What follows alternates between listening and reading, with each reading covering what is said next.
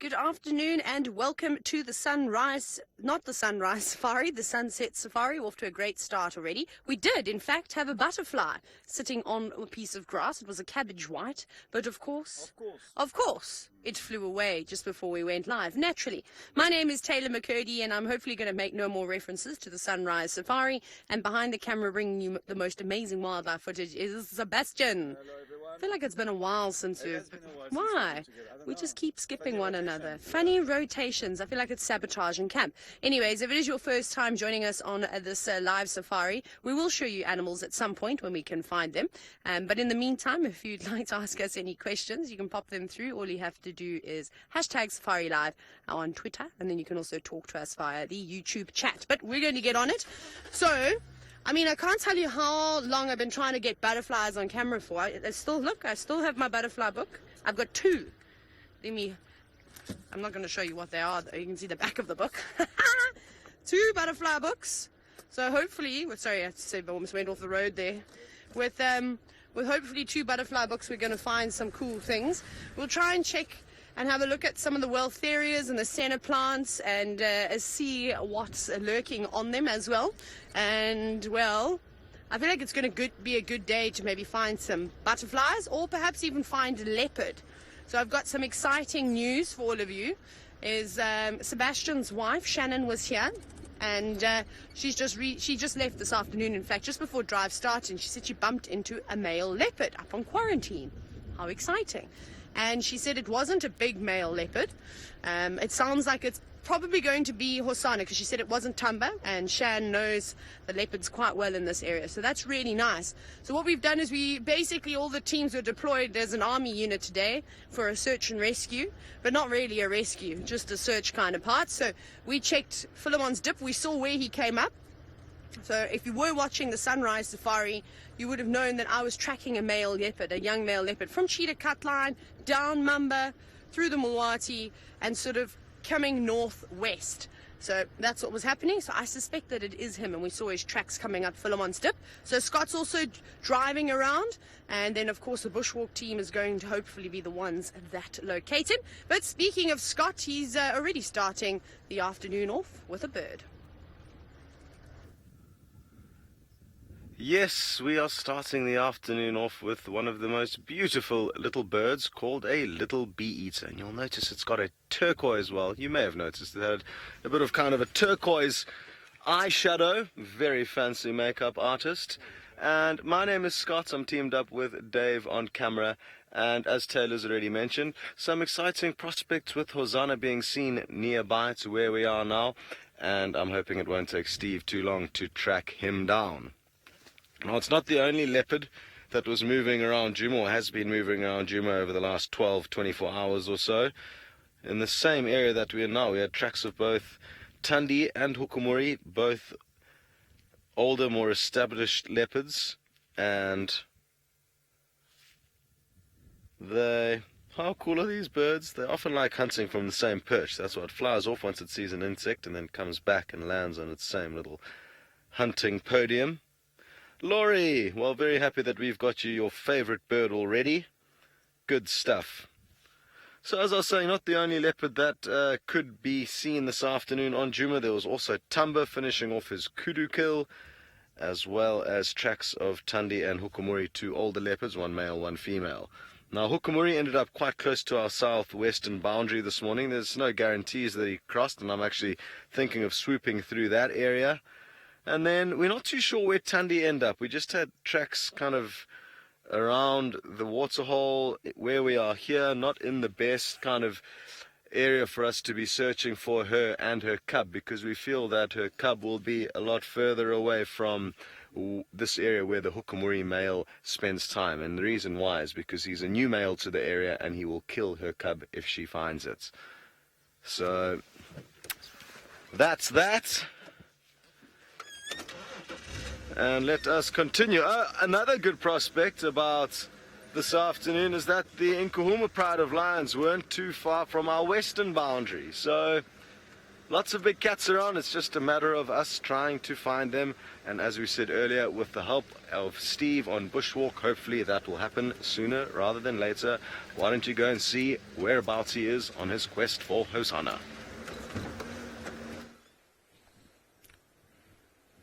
Good afternoon and a very warm welcome, ladies and gentlemen. We are very excited out here this afternoon. I am Steve Falconbridge, joined by Senzo Mkhize, and obviously the legendary and magician Herbie is on walk with us. And we had reports that Hosanna was seen after drive this morning, and we've come out on a mission. We would like to see him, Taylor would like to see him, and we've got the task of following him on foot. We have found a fresh track. Here is the beautiful back pad of a male leopard, the easily distinguished 3 lobes, and then the 1, 2, 3, 4 toes. Where he was seen was further off to the west here, and these tracks come and cross the road and sort of head towards, in a general idea, Chelapan Vuyatela Dam. So we are with Herbie. We are going to be getting off-road here, following these, see how far we can go. Hopefully we can find him. It's always very, very special to find a leopard on foot, and because it's been quite warm, I don't think he'll be too far. But you never know. You never know if he's maybe found a herd of buffalo again and has chased them all the way to the other side of the Sabi Sands. It could happen. But as you know, I'm sure Scott and Taylor have told you to send through your questions or comments to #SafariLive or follow us on YouTube stream, and let's see, are we going to find Hosanna this afternoon? I have a very strong feeling we are. He is my good friend, and he likes to come and say hello to me. If Seb was with me, he would probably more so, but I think he likes Senzo very well. Senz, does he like you? He doesn't like Senzo, so hopefully he's going to look past that today. Senzo is looking stylish, so maybe he's interested in coming to see the Senzo style. But we're going to continue off here, so please come and join us on a bushwalk. I hope you have your water and your binoculars. There is another track, very clearly indicating that he's heading off in this direction. The temperature's been relatively warm today, about 30 odd degrees Celsius in the high 80s. So, I mean, I don't think he's gone very far. If he's gone to drink. That's the only thing that makes sense. Okay, so while we continue on our mission into the wilderness here, let's go over to Taylor with an antelope. Look at what we've got. Now, again, I'm going to bring reference to the sunrise safari, is that if you were watching, we stopped and we had a look at a beautiful kudu bull, but he only hung around for a couple of seconds. I'm almost certain that it's the same kudu bull, because we're kind of in the same spot now. But look how focused he is. Ears pricked forward, not even acknowledging us. Eyes focused, sort of down to the southwest. I wonder what he's seen, or what he's heard, or what he's smelt. Now he's acknowledging us. See that nose working overtime there, flaring his nostrils? Both ears moving independently as well. There could be another leopard in the area. Now, kudu have got the most exceptional senses. Their eyesight is really good, their hearing is phenomenal, and so is their sense of smell. And it's one of the animals that we definitely do trust when we hear them alarming, and also we pay attention to the kudu, to the bushbuck, to the Nyala. Linda, you said you think that this kudu has got amazing horns. So do I. I feel like we've been very lucky with finding animals with rather large horns. Unfortunately, the one was yesterday on Bushwalk, and that, of course, came from a waterbuck that is no longer alive. Was taken down by the lions. But how exciting, we actually measured those horns. Well, Conrad did, one of our technical geniuses. He measured them, and they measured 28.5 inches. That's pretty substantial for a common waterbuck. This kudu, I think his horns trump the size of the waterbuck's horns, however. They look much longer. I bet they're well over a meter, at least, if not even more than that. They're exceptionally long, but of course it's two different species of antelope. And the kudu has got the beautiful, beautiful twist in them. But look, he's stunning. He's like a statue in there. Still, I'm really intrigued as to what he's looking at in there. It must be something. Bobby, you're wondering if he is an older boy? Yes, definitely. I don't think he's a particularly young fella. I think he's been around for quite some time and has a bit of experience. Oh, how lovely is that? There's a dead tree. I'm having a quick look. Looks like it was once a marula tree. Was it? Yeah, at some point in its time, but it's very old now. Nothing even sitting up there, I'm afraid. And he just hasn't moved. He's a lovely, lovely fella. See, look at that. Look how he's lifting his head again. Well, we're going to sit here. I think we're going to spend a few more minutes with this kudu and just listen and watch and see what he does. Maybe we'll even take a drive in there to see if he is looking at something. Could be something like a small cat, maybe even a jackal. Could be even just a warthog or a steenbok, and he's just uncertain as to what it is. But while we figure out what the kudu has spotted, let's go across to Scott and see if he's found any more signs of Hosanna. No, we've kind of moved out that area, made space for Steve and Herbie to come in and do their thing.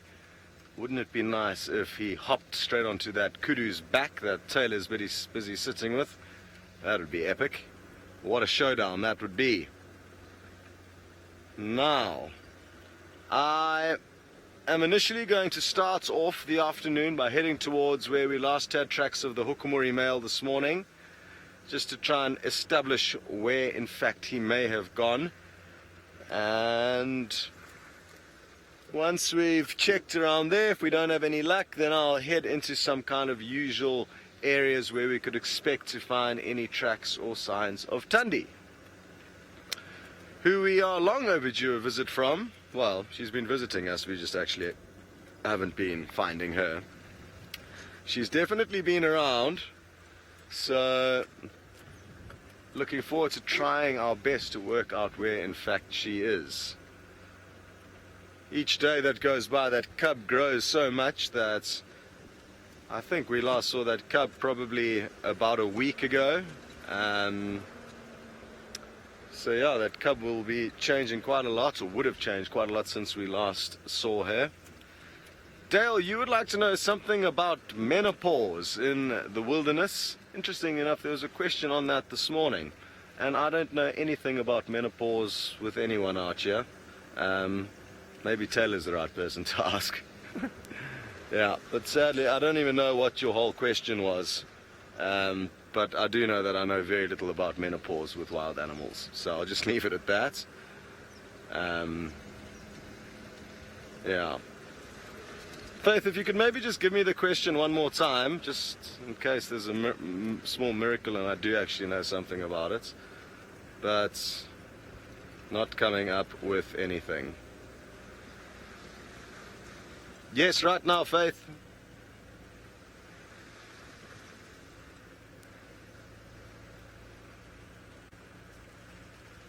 Yeah, are there any animals that have the equivalent of menopause in the wild? Not that I'm aware of. You would think that some of our primate cousins would be quite similar to us. But that's just me trying to think mildly rationally. I mean, at least, you know, like our closest relatives, you would think there might be something similar. Yeah. So, not too sure.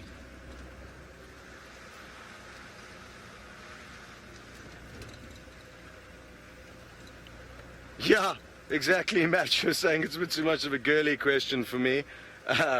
So, yeah, possibly, maybe Taylor's better suited to answering it.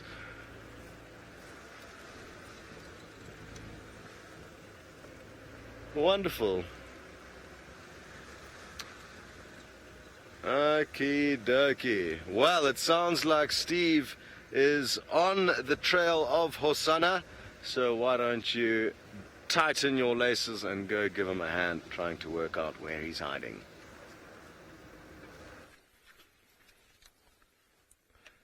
Thanks, Scotty. Yes, we are on the trail. The tracks are sort of headed in a directly east direction from where he was last seen this morning. Look who I'm with, the man himself, Herbert, and we are on foot, and we are looking for those invisible trails. Remember, Herbie's the kind of guy who sees one toe, two toes.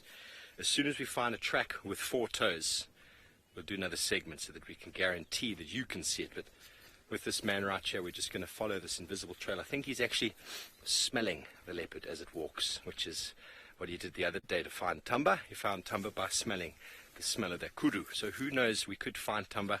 Let's continue on. We're doing a bit of concentric circles here, because what you do when you walk through the bush is you're looking for any of the sandy patches. I mean, if you just pan that way, you can kind of see the most obvious route an animal would take would be that path. And if there's nothing on that path, go back to the fork in the road and have a look. There's another path. So that's kind of the route that the animals like to traverse on. It's difficult to walk through this long grass. It's uncomfortable for them in their eyes. And so they'll often follow game paths. So that's what you do. You head in a direction. You see an idea of where they're going, like we were doing with the lions yesterday. We found them very quickly afterwards. Let's hope the same is today. The case is the same. So on we go, checking the game paths, never to walk on the game path itself, because if you walk on the game path and you're following the track and you end up stepping on the tracks and then you lose it, because the animal can just go left or right, you need to go back to the last point you had it. But if you're walking on that trail, it's very hard to go back, because my feet are a lot bigger than that of Hosana, and if we do step on his track, very easily be eradicated. But think about it, there is water in that direction, let's move in that direction, see. Because that's kind of what an animal, what would he move for in the middle of the day? Water or to hunt. And if he hunted, it's very hot. Who knows? He might have been really, really hungry. Okay, so as we continue to make head or tail of these tracks, let's go over to Taylor McCurdy, who is driving. Yeah, we moved on from that kudu. Actually, what we did was we drove on in to the thicket to try and see what that kudu was looking at. And he didn't move, he kind of just stared at us, and then he was listening to Scott. When we switched off, we were quite far in the bushes, and we could actually hear Scott on Rebecca's road too, which was really quite funny. I don't know, maybe he's just enjoying the shade as well and just relaxing a little bit. We couldn't see anything. In my opinion, because he's got so much bush around him, if it was something like a leopard or a lion, I reckon he would have been alarming. If it's something small like a caracal or a jackal, there's no need for a fully grown kudu bull to alarm, and I think he knows that, so maybe he was just staring intently. But we couldn't see anything. We drove all the way around in there, so we gave it a bash. Guess what we did today? Just quick change of subject, because we played soccer, which we haven't played. Well, I've never played soccer with anybody since I've been working at Wild Earth. We went up to Quarantine, which is the big open plains, like pretty much the only open plains on Djuma, just behind camp. And we kicked the ball around a little bit. I took more tumbles than I actually spent time on my feet, which was quite funny. I've got lots of grazes all down my legs now. I broke my watch. No more watch. That was fun. Nikki and I, of course, Nikki, who's one of our directors, we kind of did a classic YouTube's, normally video that gets lots of hits, where we collided with one another with the ball between us. So, those big medicine balls, we bounced like that. That was quite funny. But we didn't get that on camera. Hey, Seb? Not that one. I think it was before you'd set up. Just as I was setting up.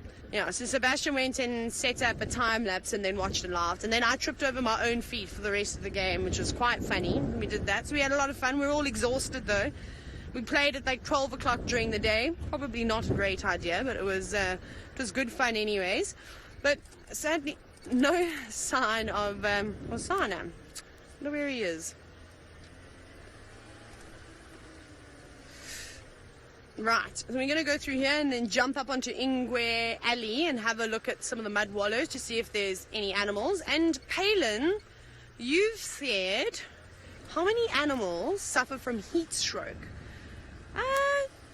It's hard to say, hey? Do you know who I think would be most vulnerable on an exceptionally hot day like today? Sick animals, so animals that are already weak, and brand new animals, the ones that have just been born. Will definitely run the risk of suffering from heat stroke. It's again with the cold shock, so the complete opposite. When the temperatures drop all of a sudden over at night, we see a lot of impala lambs dying from this. The adults don't necessarily suffer from it. So young animals, definitely, and then I think sick animals. Maybe exceptionally old ones too, I suppose. Sure, there's been a lot of elephant activity here today. They've all been pulling out the grass. Looked like they were kicking in the road, trying to loosen some of the sand to throw over their bodies. So this might be a good spot. Let's see if we're lucky enough to catch a herd on the move. Otherwise, what I'm thinking is, we obviously saw a really cool herd of elephants this morning. We saw them twice. I'm wondering if they might not pop out at Buffalo's Hook Dam. It was quite a big herd. They were on their way there. They went down to drainage and did a bit of feeding. So maybe they're going to go to Buffalo's Hook Dam. So perhaps we should go check there sooner rather than later. Wow, oh, that's so gross. Look at that pond over here. That's not nice at all. All the algae on top of the surface. That's not going to be very good. Now, unfortunately, what happens when algae sort of forms on the surface of the water like this, often the plants that are living underneath it, and underwater plants, they all die because the sunlight cannot reach them. Look at all those insects, little flies. However, it of course forms a perfect spot for things like these tiny little midges or flies or whatever they may be sitting on the surface. It gives them something to sort of to walk across. Normally they wouldn't be able to do that. I couldn't imagine that would be nice for an elephant. I wouldn't imagine the elephant coming through here and sort of splashing themselves with it. However, a dugger boy, a buffalo bull, would probably find this quite fantastic. Palin, again, you said that this is pea, looks like pea soup. Oh yeah, Sebastian, you want to jump out and have a little taste? No, thank you. Not today? Are you sure? Maybe it's like a gazpacho. It'll be a cold pea soup. Yeah, well, we'll give that a skip. I feel like that will give you a dose of bilharzia in a heartbeat. Right, so I think we're going to let Bushwalk team and Scott have some fun with that leopard and hopefully have a look. We're going to chase watering holes and see if we can find some elephants. Let's go and see where Scott is now. Good idea, Taylor. If I was an elephant, I would be swimming as we speak. So we are getting closer towards the kind of treehouse waterhole. Basically, it's off to our left, and hoping we're going to find some further sign of the hukumuri male somewhere in this area. His tracks were very, very close to the waterhole, literally probably 50 feet from them, and did a kind of loop around towards the end of the safari, but couldn't actually work out where in fact he had gone. Hello. Very cool bird this, the yellow-billed hornbill. And they look like they are straight out of a comic book. Maybe try the one below, Davy. It's in a better spot, and I think it's also got something in its beak. Let's have a close look there in its beak. Are you carrying something there? No, it was just the sun glistening on those fine little tips there, chattering away. What are you saying? Are you reprimanding your spouse for misbehaving? Seems like you really do have a lot you would like to say to him or her. Hard to sex these guys. The other one's got absolutely nothing to say in return. It's just this guy going full tilt with the chatting. Cool. So yeah, as I was saying, we couldn't work out exactly where he had gone this morning, this large male leopard. We are 99% convinced that it's him because he's got one toe that's longer than the other. And for those of you who are on the sunrise safari, it showed quite clearly how big that discrepancy is between his toes. Basically, of their 4 toes, how does it go? Yeah, it goes like this, kind of. Now, you need to imagine that this is in line with my pinky, and that these two are supposed to kind of be level with one another. But this one here, his kind of left long toe is longer than his right long toe. I don't know if that helped you. Oh, okay, good. It sounded like it may have been helpful. And it seems like it's on his right foot that the problem is. Oh, another pretty bird, yeah. Ta-da! Hello. Very fancy outfit. Where are you heading off tonight? You're going to a very fancy ballroom dance. You look so beautiful. Ah, love me not. You say this is a beautiful bird, and it certainly is. The speed at which your remark came through there makes me think that you could have been referring to the hornbill, but we'll bank both. Very good. Both carnivorous, the hornbills and the lilac-breasted rollers. I love hornbills unless they're flying around with a chameleon in their beak. That's a tricky one for me to digest. I don't like it when they eat the chameleons, but you can't blame them, I guess. The lilac-breasted rollers are mainly insect eaters, though. Although small snakes and small reptiles are on the menu, so I think even a baby chameleon would do just fine for this guy. Ooh, I thought it was about to fly there. It kind of flinched. Maybe it's seen an insect. It hasn't done the telltale head wobble. They kind of often shake their head, not shake their head, but move their head kind of from side to side, lock targets, and then swoop down. Actually, what I'm going to try and do here is wait a while and see if we can't actually get to see it flying down and catching something. So we're going to do a bit of a stakeout here, and it often happens so quickly that if you blink you'll miss it, or if you're just watching at the regular live speed you can also kind of miss it. So maybe we can think about doing a bit of a slow motion replay if in fact it does decide to do the swoop.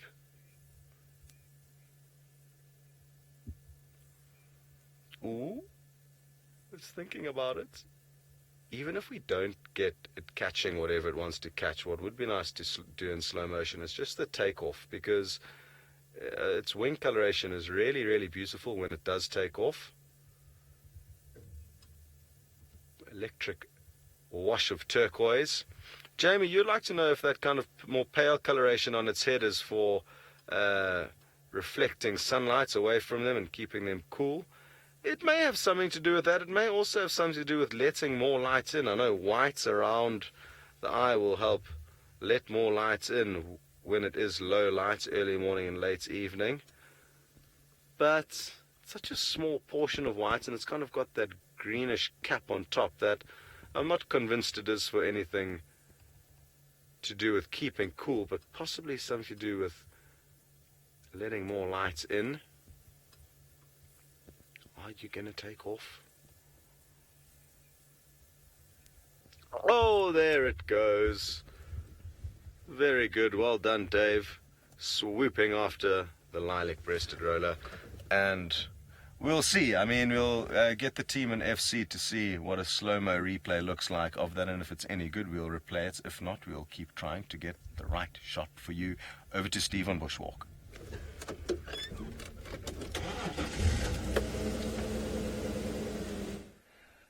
Thanks, Scotty. It's definitely one of my favorite birds, that colorful lilac-breasted roller.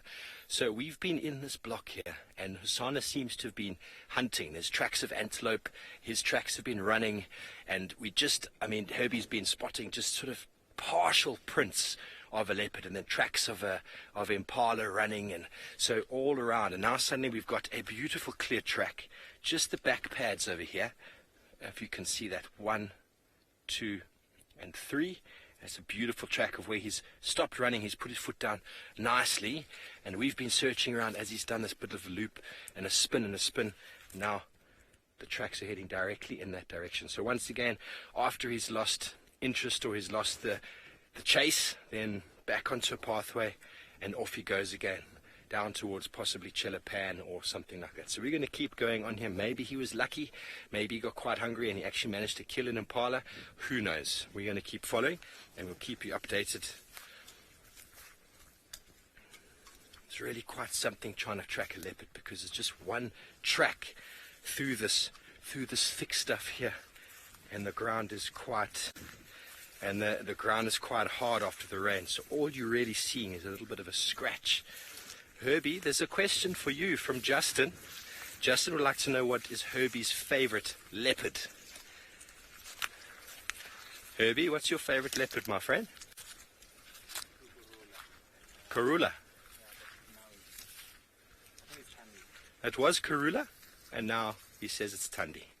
I think she's just got so much attitude, so much spunk. And she's a marvelous leopard indeed. And she is the proud mother of many on the concession, many on the area.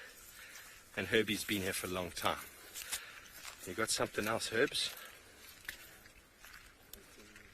Okay, so once again, we're kind of on a sort of a game path. There's some open sort of patches here. This is what the trackers generally like to do, is you walk to an area, suddenly gets thick again, get through that area and look on these sandy patches and see if you can find anything. But look at what we've got to work with. Look at this. I mean, even if I walk, I mean, that's all you're going to see of my entire track. So all he's really looking for is this smoothness. The smoothness that we often find and associated with the back of elephant tracks. That's all he's got to work with, is just a little bit of disturbance. So that's where the experience comes in. A lot of people can't track unless they see that perfect track. But what people at the level of Herbie's experience do is they're just looking for partial tracks, just a little bit of a scuff of the outside of the foot, a little bit of a, as we saw the other day, the two-toed leopard that we were tracking. Fantastic stuff.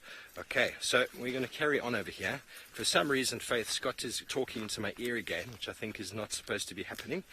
He's giving me an update on something. Maybe we can check that out. So we're just meandering down here, keeping quite close to Herbie. The terrain is quite thick. The vegetation is good for tracking if you've got a very good tracker with you. But this is not for the beginner tracker. I can assure you that, ladies and gentlemen. This is for definitely the expert tracker. And by no means do I put myself in that bracket. Okay, so we're going to continue on here. Let's go over to Scotty D and see what updates he has for you.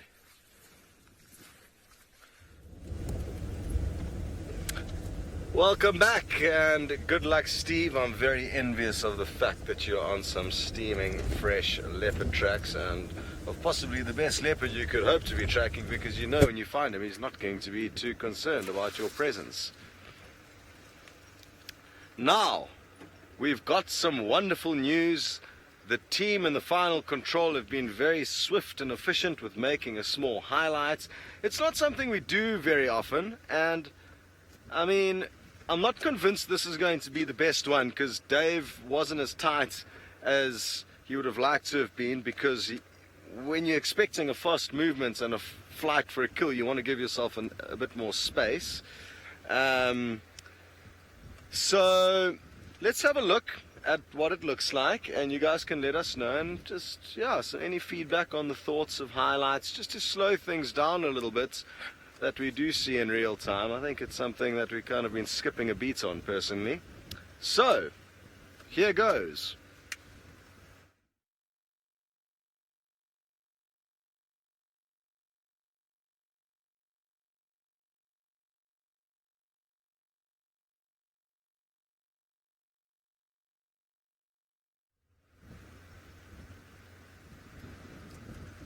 Alrighty, everyone. Well, I hope you enjoyed that. I've got no idea what it looks like, but I hope it was quite cool. And you would have seen that electric turquoise flash that I was talking about as it opened up its wings and fluttered off. So, oh, hurry along. There is something mating with Steve.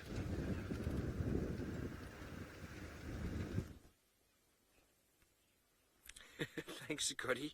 Yes, ladies and gentlemen, we've just come across these two lizards, and they are busy mating. I have no idea what species they are. What I do know is that the male is extremely... What I do know is that the female is much bigger than the male. The male's the one on the back. Any of the viewers out there able to tell me what species this is? Obviously, it's not too hot for them. The lizards are very, very sun-loving. And if anything, the sun has probably made them more active than they would have been. But it's marvelous. These are the things that we see on bushwalk, and tracking a leopard, we have to stop for the smaller things, and we couldn't help but stop and watch this. This is super cool. What's very interesting about most lizards is they've actually got something known as a hemipenis, which means they've got two penises, but only one will be used at one time. What the purpose of that exactly is hard to put my head around, but maybe it's for extended periods of copulation. I'm not sure. Okay, copy that, Faith. We are going to just hold off speaking for a short little while as FC gets some tech down there. They'd like to do a little bit of a broadcast for us here. I wonder if any of the viewers can send their comments through the hashtag Safari Live and let me know what species these are. I'm unsure that I've even seen them before. But extremely camouflaged. And the male is panting quite hard.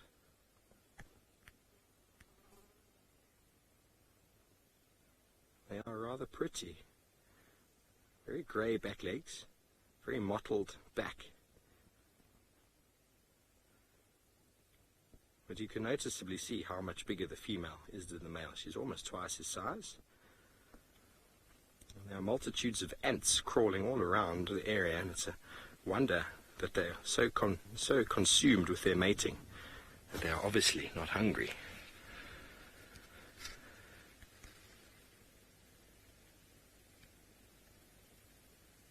There must be some lizard experts out there.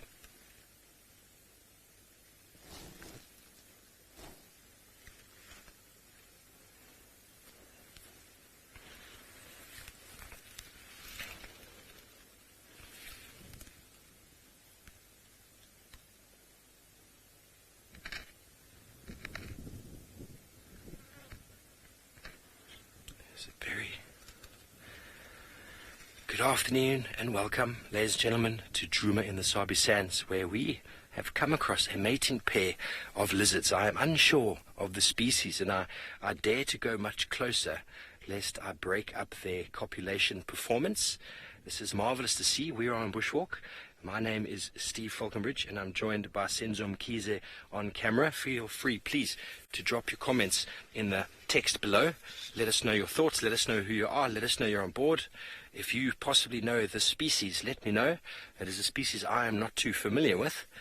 And the female is almost double the size of the male.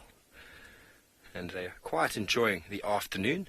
There's a nice, warm, sunny day with a gentle breeze coming in from the west. And we're on Bushwalk in the Big Five Safari area. We were actually on the trail of a beautiful male leopard by the name of Rosanna. And we have halted our tracking for a moment to stop and watch this fantastic performance between these two.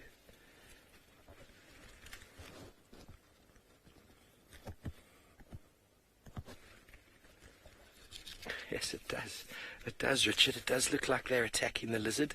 It's their chance to have a go at the lizards, because normally if the lizards were not copulating, they'd probably be munching down quite heavily on those ants. And also the disturbance that they're doing by moving along the ground like that is probably inciting the ants to a little bit of violence, should you say. They'd always have a little bit more ego than something larger than themselves. Yes, Cheryl, this is very cool, very amazing indeed. I'd love to know from any of you out there if you know what species this is. Fortunately, I don't have my reptile book on hand. It's probably the heaviest book I own, so it's one I tend to leave at home. We don't find too many reptiles on walk, and I often take a photo with my camera and then go back and identify. It seems as if she's a little bit over the task and trying to get away, but he has got her clasped behind the ear with his jaws, and he is holding on very tightly with his front legs in almost what you'd call an inguinal clasp in frogs. I've never seen this before in lizards.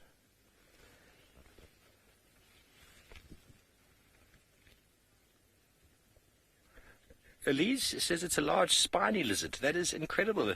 I've never seen one before. And in fact, they are not very large. If anything, they're maybe about, the female with her tail is maybe about 10 centimeters. No, probably more, probably closer to 15 with her tail.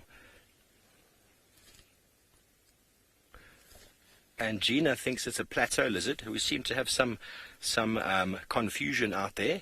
I hope someone can give me the correct answer, or someone can validate either of the two previous answers. Remember, folks, we are coming to live. This is happening live in the wilderness. She is being, almost seems like she's being molested right now, live on TV. He is very interested. And what's noticeable with most lizard species, yes, Cheryl, she is far bigger than the male. It is often a case in many reptile species that the female is bigger. But hopefully she doesn't turn around and eat him after the job is done. But I was mentioning just before we started the action broadcast that most lizards have what we call a hemipenis, which means they've got two penises and only one at a time is actually used. And I need to do some reading up about that and find out exactly why they have two. It is quite a bizarre thing, really. And really, really awesome to see.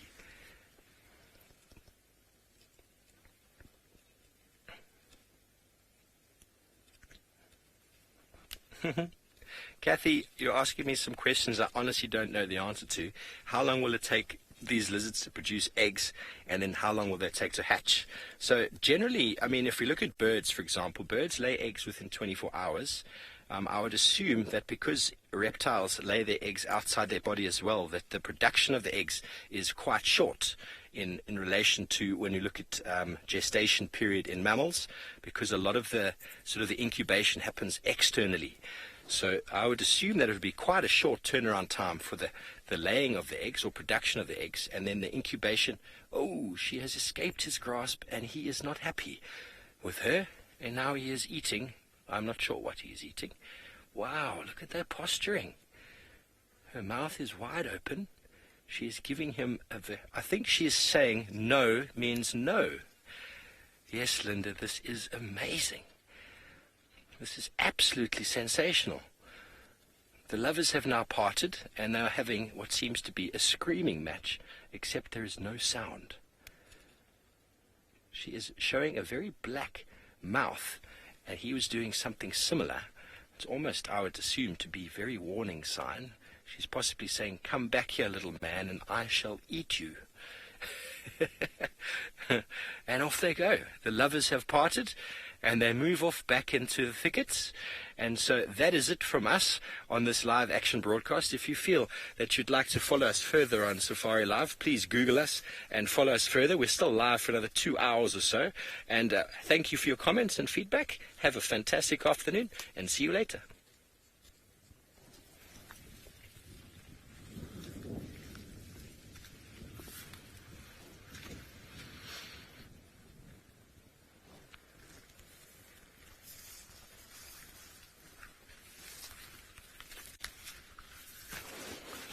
Was that, folks? That was sensational. I wonder if any of you can back up those two claims on what species that lizard was. Herbie's just been around us here while we've been talking, and he's just done a little bit of a segment around us here, and he's just trying to find out where Hassan has gone. Okay, well, we're going to keep up with Herbie. Let's go over to Taylor for an update. Well, I think that's quite cool that you got to see lizards mating. Not always something that you get to see every single day. Now, this may look familiar, seeing as though we've been here for the last couple of days in a row, but this is where Tumba has been, but he's not here anymore. Now, I know the closest water source to us is, of course, Vuyatela Dam, so I don't know if he's gone down there to perhaps have a drink during the day and then found a bit of shade somewhere else. So we'll have a little scratch around and see if we win. Otherwise, we'll continue with our plan of finding some elephants. Man, I don't know where he's gone. And the grass is so tall. Again, he could just be sitting under any shrub, any ordinary shrub, and just concealed by the grass. But I bet he's happy either way, because at least there's a bit of a breeze around now. And so things are going to start cooling off quite quickly. Right, watch your heads. Even all of you who are watching, duck, please. No, I'm just joking. You don't have to duck. I have to duck. I have to do this. Dodge. Choo, choo, choo. All good? All good. There we go. So I think what we'll do from here is perhaps we'll go up Gari Cut Line and then head along Buffelshoek boundary towards Buffelshoek Dam. Paula, now, a question that I'm unsure of, might take a bit of thinking. You've said, are there any birds that are cannibalistic? Well, we know some species of birds, the young sort of perform siblicide, Cain and Abel syndrome, but I don't know if they eat the chick. I think they kind of just kill it, and that seems to be it. Any birds that are cannibalistic? I wonder if a southern ground hornbill, if it found its own, would start feeding on it. I don't know. They seem to eat a variety of things, from carrion, so carcasses, to chameleons, to tortoises, to all sorts of wonderful things. So I'm not sure. What about a vulture? I wouldn't see why a vulture wouldn't eat another dead vulture. I mean, again, they just feed on anything. They feed not just on herbivores. When they have died, they will scavenge on a lion carcass. They'll scavenge off of a hyena carcass. They don't discriminate. So maybe vultures will. But again, I'm not exactly certain. I've never seen any cannibalism amongst birds before, I must be honest. Maybe we can also pass that question on to Steve and Scott, and in their experience is what I was trying to get at. Find out if they've come across anything like that. It'd be quite spectacular to honestly see something like that. I'm distracted. Something's rattling in the car, but I think it's my presenter monitor. Right, so we're going to move away from here. If you do hear anything on the dam cam, maybe you hear vervet monkeys alarming, or perhaps the wildebeest snorting, maybe the go-away birds shouting, go away, let us know, hashtag Safari Live, because Tamba or Hosana could head on down that way for a drink at some point. And it was always useful. So from here, I think we're going to turn up Gari Cutline now, and then go and check Buffelshoek Dam. I've really got a good feeling about Buffelshoek Dam this afternoon, and if we don't find any elephants, I'm almost certain we'll at least have some hippos and maybe some birds to have a look at. Maybe that little grebe is still around. Right, so while we bump our way on and enjoy the breeze, I may pick up the pace so that we'll turn the bush aircon on. Scott is probably doing a similar thing. Let's go see what his favorite way to cool down is. My favorite way to cool down is by drinking a malt drink in the evening with bubbles in it. Very nice. And this is a bird of prey. I'm not too sure what kind it is from here. And we initially ended up driving off-road to try and work out why there was a Franklin alarm calling, and then this bird took off. It looks like it could be a Wahlberg's eagle, and I can hear, you probably won't be able to hear, a few tree squirrels alarm calling close to where it's landed. I don't see that telltale crest though. That's why I'm not thinking it's a Wahlberg's, and I'm thinking it could be something like a steppe eagle. Oh, that was a fork-tailed drongo that flew in and flew straight past its head. I saw the most incredible clip of a fork-tailed drongo actually landing on top of a brown snake eagle's head. Oh, that was a... what is that? Is that a white-crowned shrike? Yeah, it looks like a white-crowned shrike that was giving it a hard time there. So the neighborhood watch is onto this bird of prey, and oh, isn't it cool when this happens? They're coming from all angles now, and all the bigger birds can do is kind of duck down and swallow their pride as these tiny yet brave animals hurl abuse at them. One of my favorite things to watch is these David and Goliath moments with the birds. Wonderful. Well, interesting stuff there with Steve. It sounded like a really cool sighting. I'm still a bit perplexed as to the fact that no one knows exactly what was mating. So, interesting stuff, and look forward to watching that when I get home. Susan, you'd like to know how many different kinds of birds we can see here on Djuma, and in this general area there's about 400 odd birds that we can see, and a lot of those are migrants. I think about half of them, no, it can't be half of them, maybe a quarter of them are migratory birds that come from far and wide to enjoy this time of the year, the bountiful summer. So, yeah, 400 odd birds. Of course, within the Greater Kruger National Park, where you get about 480 birds, you get quite a lot of different terrain and habitats.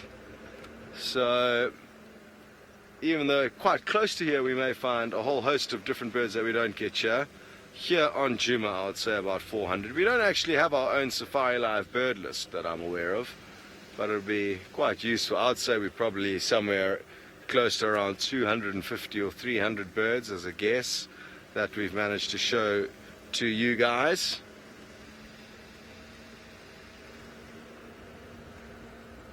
All righty then. Well, we're about to arrive onto the dam wall of the twin dams. Doesn't look like there's much here. So it seems like both Taylor and my plan to try and find action at the waterholes has been a bit of a failure. But that means the animals must be somewhere else. Very good. Speaking of Taylor, we're going to send you straight back across to her now. Ay, ay, ay. Sorry everybody, we had a really cool sighting of a juvenile African harrier hawk, and the adult was here too, but unfortunately not quick enough this afternoon. Leave it. I feel like we've lost. Okay, sorry about that everybody. It's quite cool. It's the first time I've ever seen a juvenile African harrier hawk before, which is quite nice. Can you see it? There. I can't even see it, Seb. I'm checking the monitor.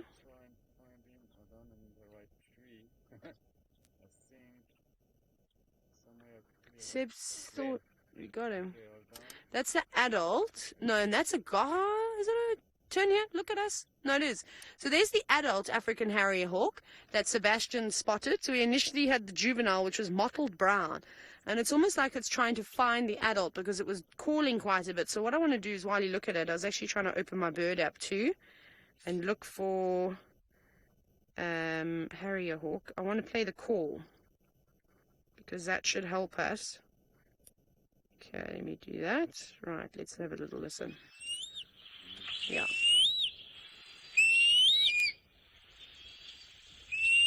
That sound that I've just played now is exactly what Seb and I were hearing. Exactly spot on. And that's what typical juvenile birds will do. I suppose with young mammals too, they will, like for instance lions and leopards, they often contact call to try and stay in contact with mom or dad. And in the bird's case, that's exactly what it was doing. Perhaps it was going out on a hunt, learning to hunt. That was really nice though, but there's the adults. It's a pity that you can hear the juvenile. I can still hear the juvenile. You won't be able to hear it though because it's quite windy and it's exceptionally far away. But cool. Anyways, that was nice. Yeah, let's carry on. See what else we can find. That was really nice. The juveniles look absolutely nothing like the adults. The only thing that kind of resembled the adult was those very, very long yellow legs that the adults do have. Other than that, it almost looked like a bit like a pale morphed Wahlberg's eagle. Right. So I believe there's some elephants at Chetwa, but we're a bit far away from there, so I'm not going to make the dash there because I reckon even if I safari faster than I've ever in my entire life, I don't think I would make it to them. So we're going to check Buffelshoek Dam and try our luck there. And then if not, then we might go back towards Gallagher Pan because there were a couple of birds and squirrels and things making some interesting noises throughout the day as well. So we'll try and have a little scratch around there. We don't know where Tandi Hukamori is. We don't know where any of the animals. Right. Still walking. He's had a very exciting start to his walk, but let's see if he's going to find us a spotted cat.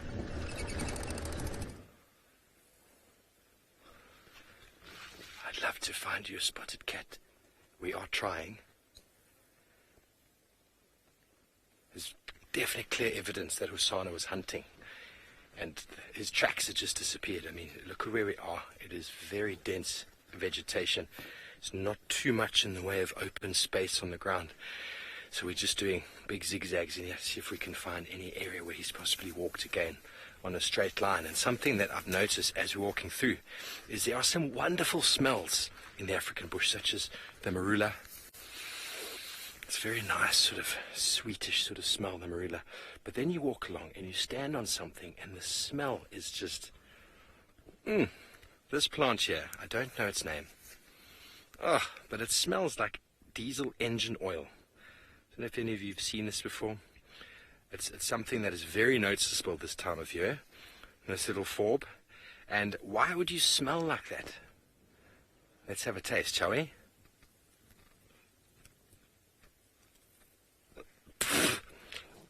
Oh my word, that is actually disgusting. There's like a delayed response in the flavor there. Okay, well, as we move along, here we go. You can see more of them. There's two here. Is this the same guy? That is not the same guy. Here we go. There it is. There's a few of them around, but they are not being eaten, absolutely untouched as we go through the wilderness. So obviously their strategy is to produce leaves, to flower, to reproduce with the most minimal amount of being eaten.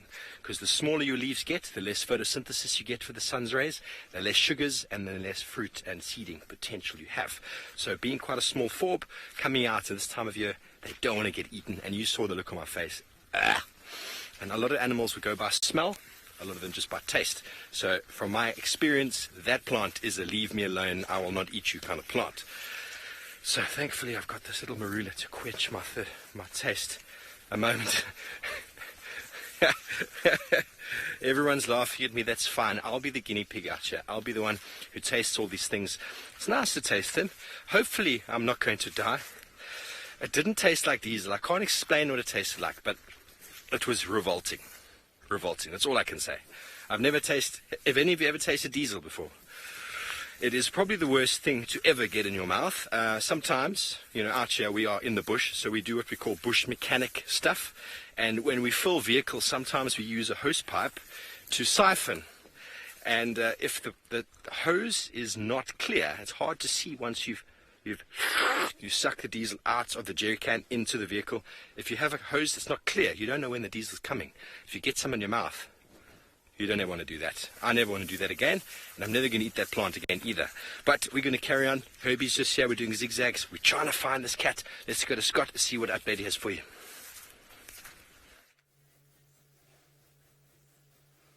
Hello, everyone.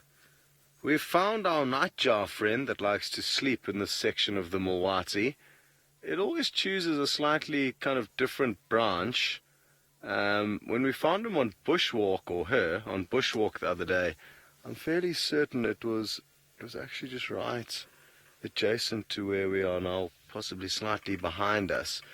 But how cool is its camouflage? Incredible.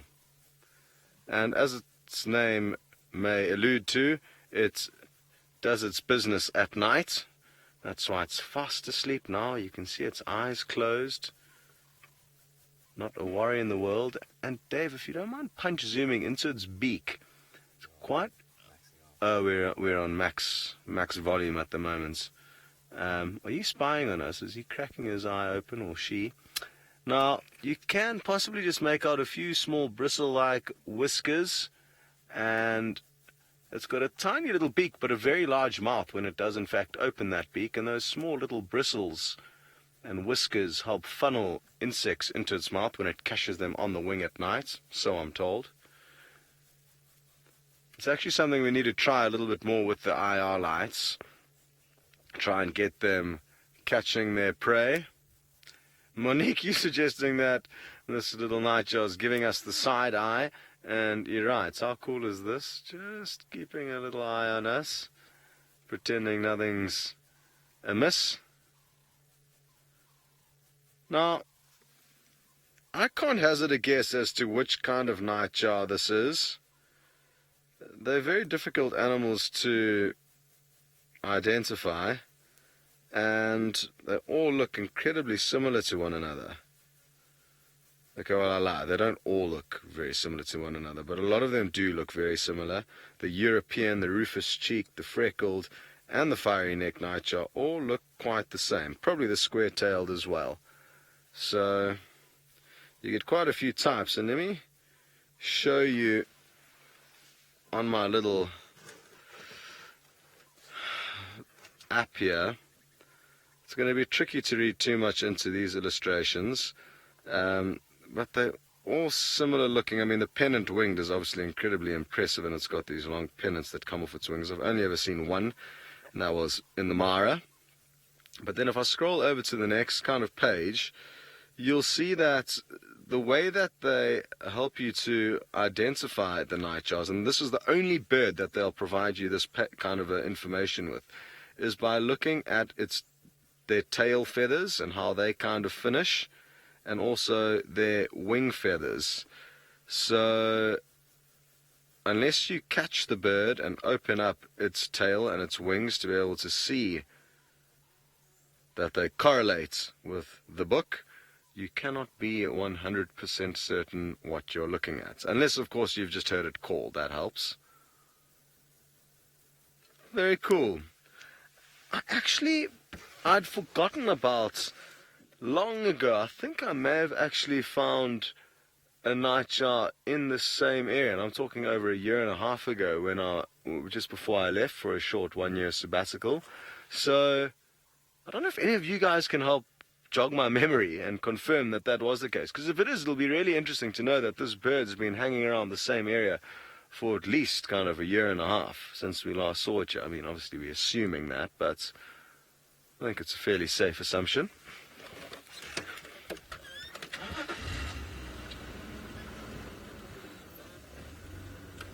Lara Moore, you'd like to know if it's posing to try and look narrow like the branch, and yeah, I mean, I guess so. Here's Kill. This will be quite a nice view. Go forward a tiny bit. That's some serious side-eye if I've ever seen it. How cool is this? I mean, I don't think they're pouting a la Moore like a supermodel to try and make themselves skinny, but I guess it probably chooses an appropriately thick branch that it can try and perch itself on to not look astray. Okay, very good.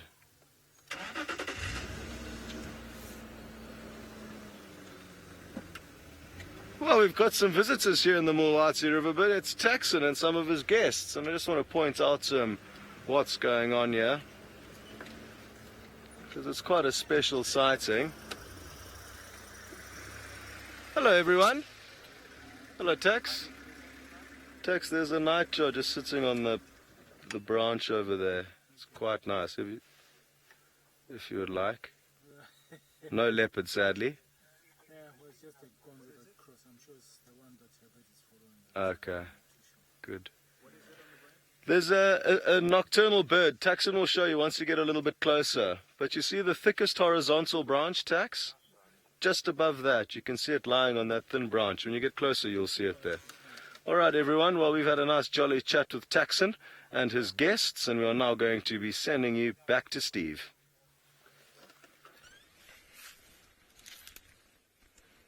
Thank you, Scotty. So we're up and down in this block. We're not coming across anything fresh from Maasai. It's very, very difficult. Even Herbie is struggling. So what we're going to do is we're going to go down to the road that's just sort of south of us now and go and have a look at those little pans. You know, it's possible he's gone to go and drink. He is a very relaxed cat on foot, so he wouldn't even make a noise. We might even be walking right past him. But what I wanted to show you on the way here was come across some fresh elephant activity. And you know, you all out there know I like to talk about ecology. And elephant has gone and scratched this with its foot. Here you can clearly see where the foot of the elephant was. And you see that? Here's the track. It would have used its foot like this and then picked up this very fine dust in its trunk and then thrown it on itself. Very, very fine dust. The elephant loved dust bath. And you can see by the way that it's moving, there's not too much in the way of wind this afternoon. It's very gentle, very, very gentle. So it's exceedingly difficult to find a cat in these conditions as well, because he's probably not moving anymore. But who knows, we could be lucky. But from an ecology point of view, have a look how hard the ground is over here.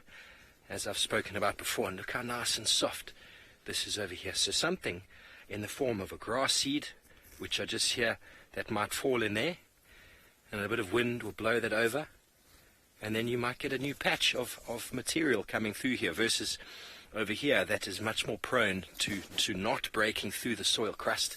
First of all, it's very, very hard, whereas over here nice and soft, very, very easy to get access there to the ground. So just this little bit of disturbance for an elephant is actually going to change the dynamics of just this little spot quite drastically, which I find awesome. Really, really cool. Don't we just love those large ecosystem engineers?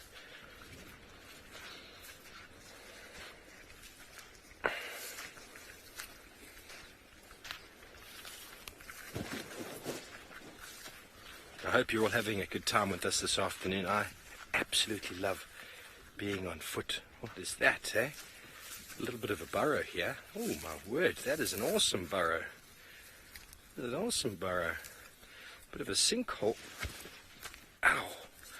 You know, that was quite painful. I didn't fall in the hole, but I nearly hurt myself on a very cool tree. But this is obviously probably the remnants of an aardvark that dug in here, and then warthogs, all sorts of things, porcupines would have used this hole, and then at some point the top of it is collapsed in. By what means I don't know, but a very different dynamic to the one we saw there with the elephant scratching. This dynamic has created a much deeper gully.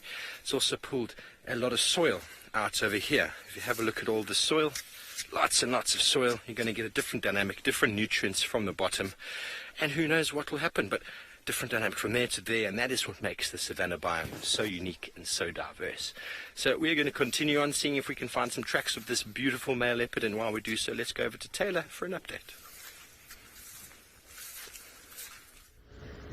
Well, you know what?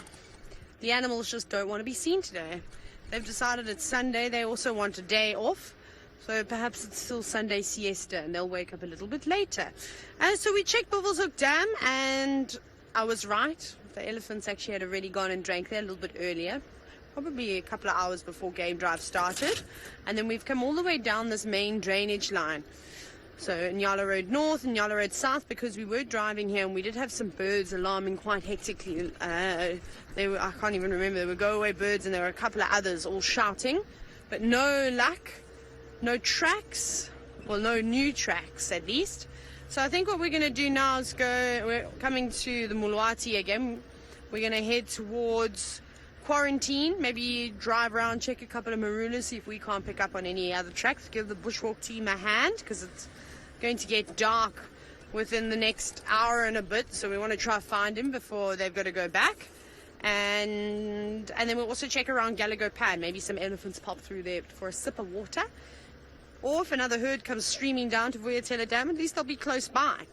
And I can race on over there because I missed them this morning too.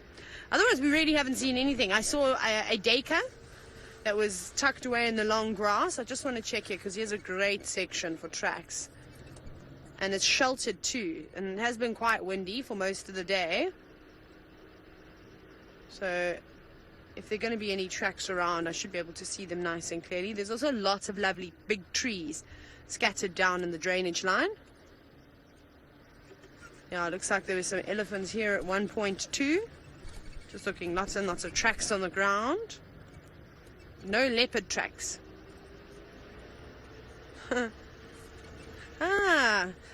Joe, you said perhaps the animals have decided to observe daylight savings time. Perhaps that's the case indeed, Joe. I hope not, though. Come on, animals. Up you get and out you get. It's starting to cool down now. It's actually really nice. It's really pleasant. I don't actually know what the temperature was. I wasn't listening when Faith told me, which is not a surprise. I never listen. But I'm going to guess that it was like 35 degrees today, or at least 34. It was so warm. And I don't know what it would be now. Probably about 31.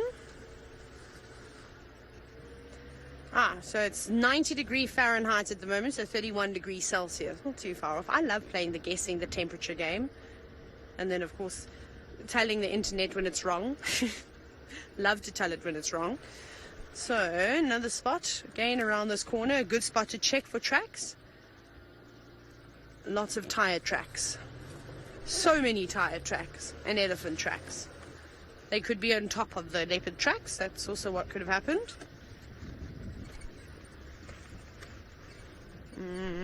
Just checking very carefully. So you'll see me pulling off the road every now and then doing this.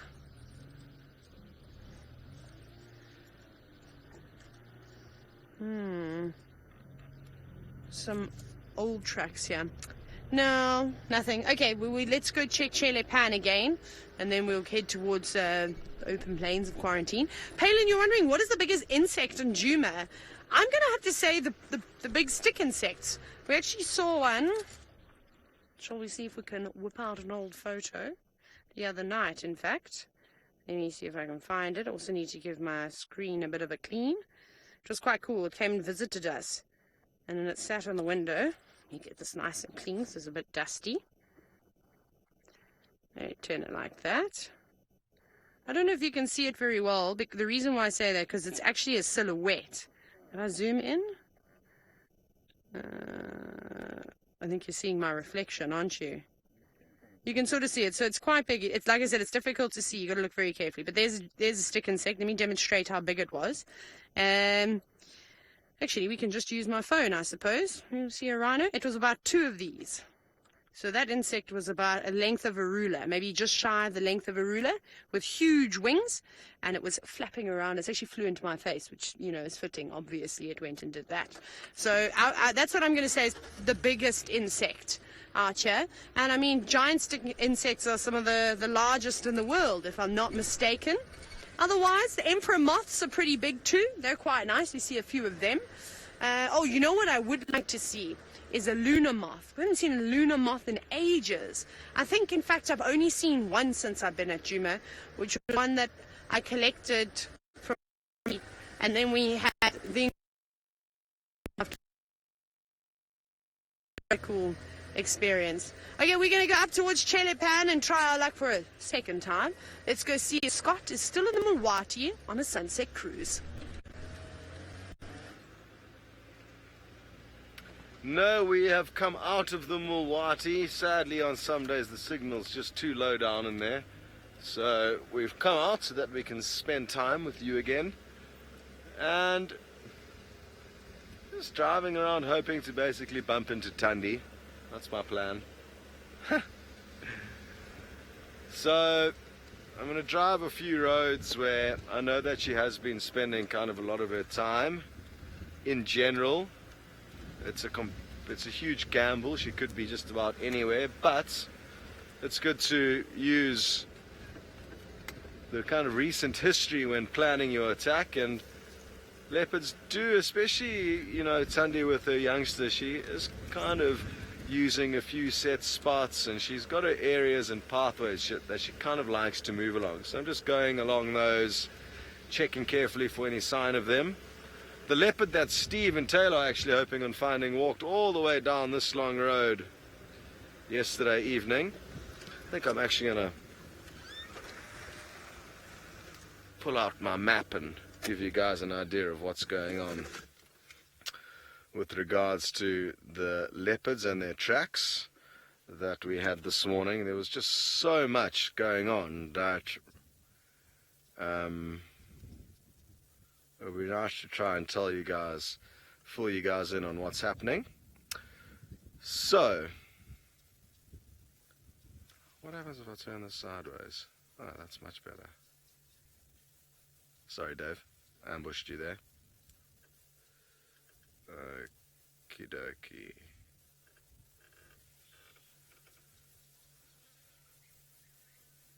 Sorry guys, I'm just trying to zoom in. We have got some proper maps coming, everyone, that we are going to use to be able to show you guys a little bit better what is happening with the leopards of this area and the lions and everything else.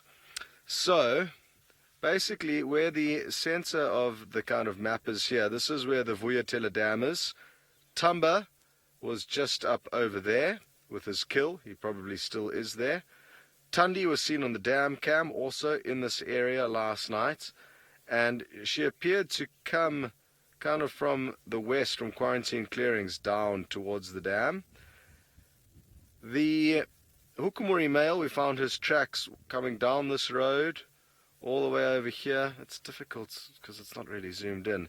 Then he headed off to a small little waterhole and then came back around, and his last tracks were close to the treehouse waterhole, which was over here. And Hosanna came all the way along here and was left somewhere up there.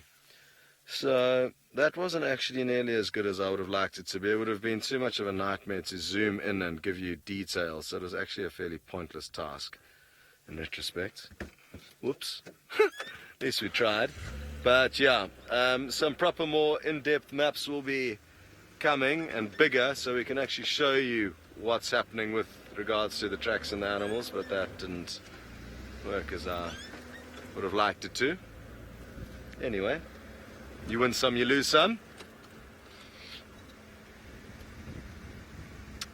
Paul, are you wondering what those red dots were all over the map? Those are kind of previous sightings or things of interest.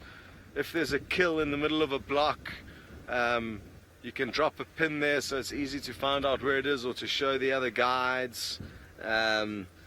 Like Mark Tokumuri's termite mound where he was waiting for the warthog, where he caught that same warthog with Noel. Because if you do have his tracks in that general area, it might be worth just kind of popping in and seeing if he's not perched on one of his favorite restaurants. So yeah, I mean, a lot of those are from way back when. I've only actually dropped one pin since I've been back in the last 3 months, and that was for Kumuri's warthog. Oh, Joe, well, you said that was informative. I didn't feel it was informative enough, but I'm glad it gave you a kind of rough idea what was going on. It was all just a bit too cramped, in my opinion, to be able to get a good idea of distance and movement and what was going on. But the bottom line is there's 4 leopards, or at least there were 4 leopards on this property last night, and could well still be the same case today, which is awesome stuff. It's a pity we haven't been able to find one of them yet this afternoon, but we'll get there. Very good, and hopefully Steve is going to be the person who sets off the trend of finding the leopard. Why don't you go see how he's getting along?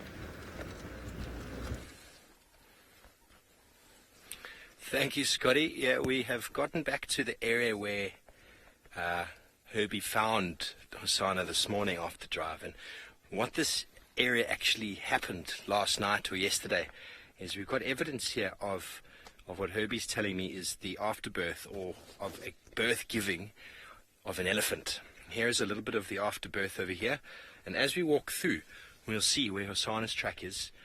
There's signs of blood, there's signs of vulture activity, there's lots of elephant dung. Here we can see over here the feather of a vulture.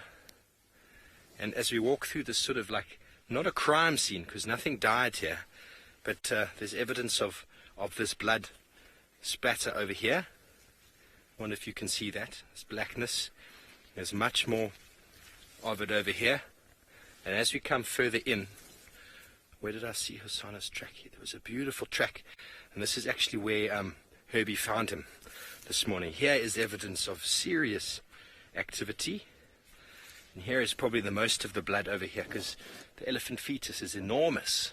I mean, the elephant itself, the baby weighs about 100 kilograms at birth, so that's close to 200 pounds. Lots and lots and lots of blood would have attracted the likes of Hosanna because of the vultures. And as we go over here, I'm going to show you, and it's obviously something you probably haven't seen before. Maybe you have. It's not often that you get such beautiful vulture tracks. Here they are in this perfect sand. Here is the track of the vulture. You can see the toes, the pad itself, and then the back foot there. Here's a beautiful one here. So left foot, right foot, left foot, right foot. So let me show you in the book, because this book does actually have a small vulture track. Let me see if I can find it. Is it in the beginning? Yes, it'll be just here. Thought it was just here. There we go. Okay, so here you get the vulture's track there. 20 centimeters, it says. Obviously this is not to scale, but if I put that like this, you can see the left foot, and this would be a right foot. So this is actually the same. Let me just move this piece of grass here. This track here is the same as this track here. Can you see that, folks? That is awesome. I've never seen such clear vulture tracks in my life. And clearly they were here for the afterbirth. As if any of you remember, a month and a half ago or so, Tristan had that elephant to give birth near Chelapan, which is just south from us here, or north from us, should I say. And the afterbirth was dragged by hyena, and it was a meal for them. So I think that these vultures had an absolute whale of a time. And who knows if Hasana managed to get in of that. But we are going to continue on. Now where Herbie last saw him, so we're going to pick up tracks from here, see if we can be lucky. But let's go over to Taylor, who's got someone who made all this activity in the first place. How fantastic that you got to see all those tracks and signs. Now, we're sitting in and amongst a herd of elephants, courtesy of Taxon from Juma, who kindly called us in. So you can imagine I Ferrari safaried right over so we could have a look, because we haven't been able to find anything this afternoon. It's been very, very quiet and very dry. Off the elephant goes, just behind the car. So all I'm going to do now... Are you okay like that, Seb? Well, I can reposition for you. What do you think? Let's see where... We're just waiting because, of course, Taxon's in the sighting with us too, and he's got some guests that have travelled far and wide to come and see these animals. Are you happy? Yeah. Okay, cool. Seb's happy. I'm just making sure that he's also comfortable in the car.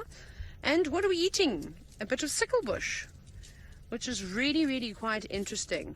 Now, we know with sickle bush that it's really good in terms of fodder. So the pods are pretty good. Not to you and I. We learned that we can't eat them. No, that was the wattle. Wattle we can't eat.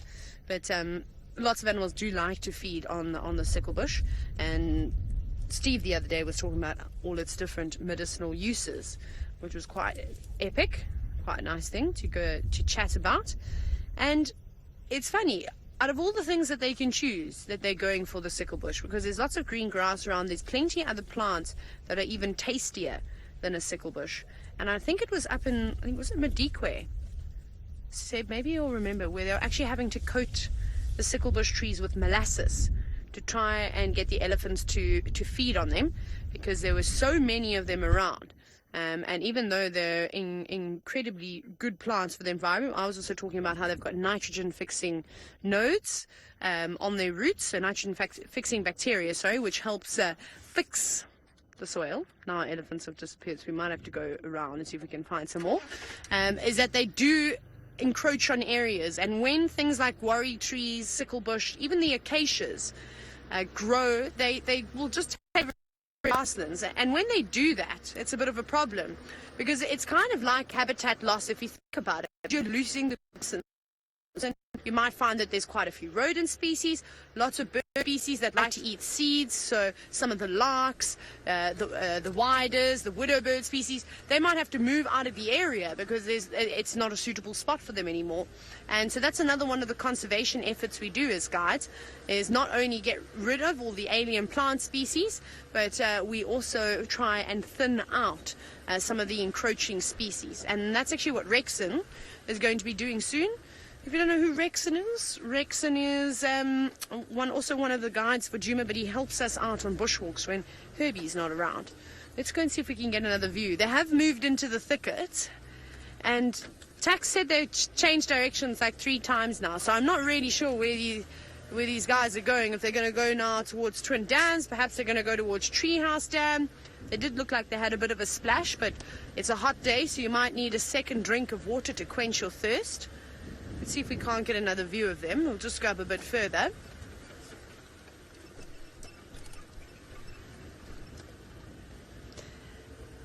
Now, something that Variety Videos and I share in common is the fact that we both love elephants. They're amazing creatures. They've just gone in here. I can see some flapping ears in and amongst the guaris now. We'll see if we can get a decent view. See, there we're just going to see bottoms. Again, we're just going to see bottoms. Maybe there's a little gap. Sometimes if you sneak forward. Yes. I think Taxon's got the right spot here. It's very difficult to try and view them, I'm afraid. Oh, there's a little baby.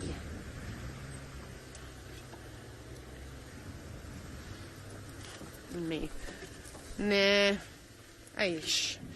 It's a tough one, hey, Seb? We'll just show everybody how they're moving into the thicket at the moment, just so you get an idea with what we're dealing with. Now, for those of you who are just starting to get to know me, obviously all the guides are different, and we all have our own guiding techniques, which is the cool thing, that you get to see the different personalities and the different styles of guiding. Now, look how dense that bush is. You can barely see that 4.5-ton elephant cow. She's not a small cow. She's quite large. In fact, she does have a little calf at her feet, but you probably won't be able to see it. It's so dense.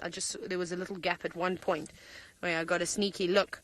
Now, the problem over here is that I don't off-road for elephants ever. It's just one of those things. And the reason why I don't off-road for elephants, because if a sighting turns pear-shaped, might not be because of us. It could be maybe a leopard pops up, a lion is around, a hyena, one elephant is just unhappy, a bull in must comes through and stirs the herd up. You're not going to be able to get away very quickly. So I don't off-road. Unless it's a massive open grassland area, I might poke my nose in and have a little look. But for an area like this, I'm not going anywhere near them, I'm afraid. That's where we'd go and view lions and leopards. So we're going to let them be. They've now changed direction completely. Let's see if I can go back here. I think they might go to Twin Dams. But they've still got a little bit of a way to go. Man, let's see if that squirrel's going to cooperate.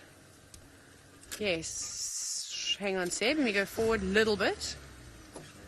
So, just below the fork of this dead knobthorn tree. I can't see him anymore. It's just gone around. But he was sort of serpentining right around that entire tree. I'm going to see if he's going to poke his head out again. There was a tree squirrel moving about there.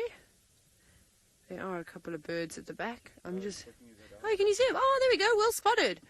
So camouflaged. I actually couldn't see the squirrel just looking at the tree. Very camouflaged against all that wood. So that's where it disappeared. Not only was it serpentining around the trunk of the tree, it was also bopping in and out of the holes. And that's a perfect habitat for a squirrel, for things like genets, for lizards, scorpions, owls. It's amazing what you would be able to find. Even maybe the odd snake that was able to climb up trees would be good. That is really, really cool. Sitting very still, just sort of having a look around. Probably was down on the ground searching for marula nuts, because that seems to be what the squirrels are feasting on at the moment. They'll also start stashing them, because during winter, obviously, there are not many fruits and seeds and nuts and things available, so they need to make the most of it and start stocking up. So that's what we're typically seeing at the moment. And a little starling also just off to the left. Very nice. Leslie, you say that this is so cute. It is. It's quite beautiful when you get to see something like that. So how's that? In that massive tree that once was alive, but sadly, the reality is that probably an elephant ring-barked it and has killed it, but it will still stand for many years later, is still providing life to many other creatures, even though it is no longer living. And I bet that squirrel is thankful for this tree. At least it can be a little safe haven, keep it warm in winter, all those cold, chilly nights, and dry from the rain, and also be able to hide away from any birds and snakes. Right, Steve is still on foot, and he's not looking at a plant this time. It seems he's got something with a heartbeat.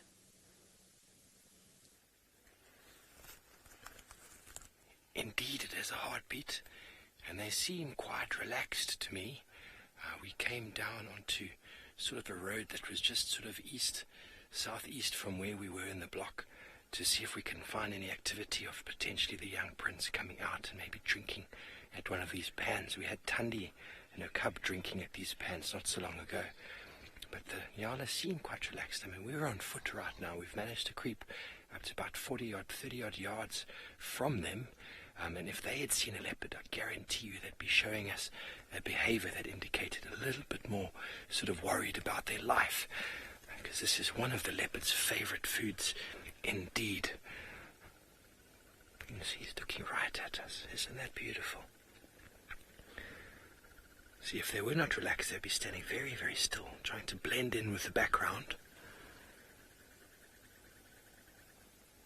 Probably the most beautiful antelope that we have. Next to the kudu, this is my second favorite antelope. I do love the sexual dimorphism exhibited between the male and female. And the females are this nice sort of light reddish brown color. Whereas if you haven't seen it before, the males have horns and are a chocolate brown with a beautiful white mane on the back of the neck.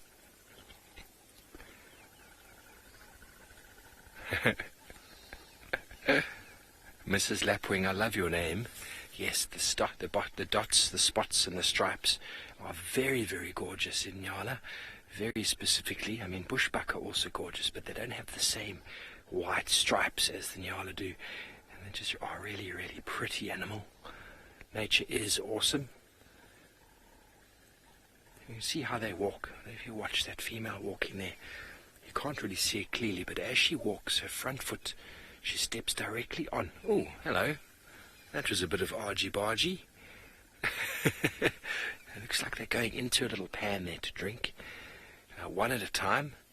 One keeps their head up and ears poised while the other one drinks. And what I was saying is, as they walk, their front foot, their back foot steps exactly where their front foot stepped. It's a characteristic behavior for the Tragelaphus family, meaning spiral-horned family, which you see in kudu, bushbuck, and Nyala. Eland also will directly register, and it is obviously a means of walking very quietly. And you see their huge, enormous ears. That is their primary source of predator defense, is to stay undetected through camouflage and to hear what's going on. Imagine what you would hear with those huge satellite ears.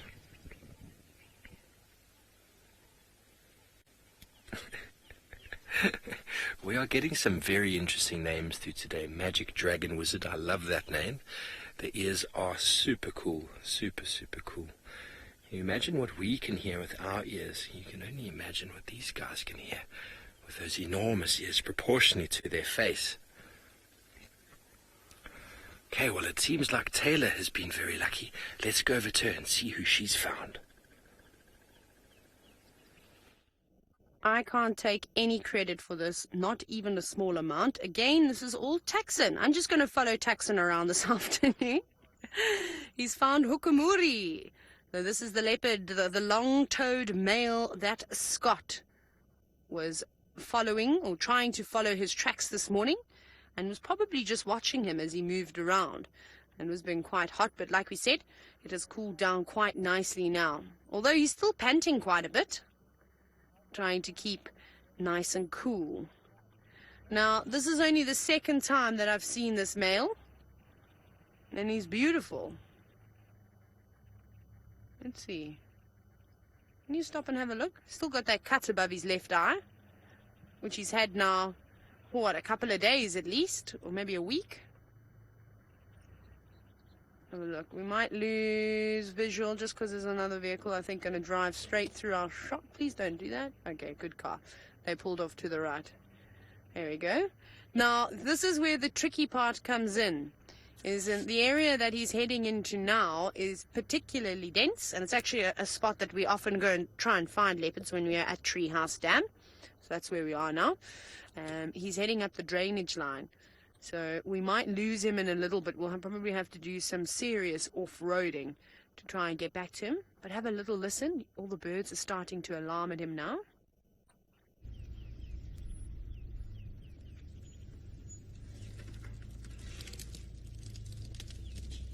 Might be able to hear them. Sounds like a spur fowl or a francolin that's not particularly happy with him. One flew right up. He's an older boy though, not interested in a small bird like that. Very unhappy. Another one flying down. Get off the ground, sit in a tree if you're that scared. This is beautiful. And scent marking. Sorry everybody. We're going to have lots of vehicles passing us, unfortunately. This is what we have to deal with. There he is. He's just popped out to the left. Now he's gone behind the car. Okay. This is disastrous now. Let's see if he's going to walk. No, we're not going to get another view. These cars are blocking our shots. Ay, ay, ay.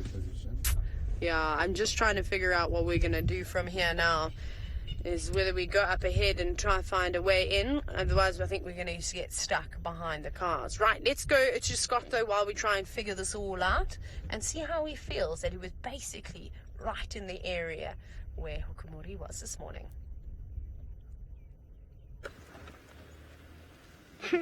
Yeah, it is interesting, is it not? And it would be just so nice to know where. I mean, there's a chance he moved away from the waterhole and then came back to it. But I'm guessing he was just lying around there, watching us walk around, scratch our heads. We actually, essentially, we parked the vehicle there, got out, did a big loop around, found his tracks, followed them back to the dam, did another loop around, came back again. All this time he was probably just sitting in the grass, keeping an eye on us. Then this afternoon we drove past. But all that matters is that he has been found now, so that is wonderful news. And let's see if we can't find any more leopards. Like I said, there was 4 leopards on Juma last night. 1 has been found now. Tumber, I'm thinking, is going to be a bit of a waste of time, to be honest, because he's so full. I'm not expecting great things from him. And I think it might make more sense to look for Tundi and or Hosanna and or the Inkuhuma Pride of Lion, which could cross in from our western boundary. I think that's where the money is going to be, so that's probably where I'm going to try and position ourselves.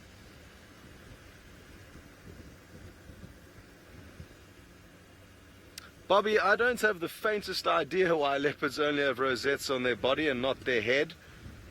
I guess they would have to be very small, tiny miniature rosettes, which would be possible for it to fit on their head.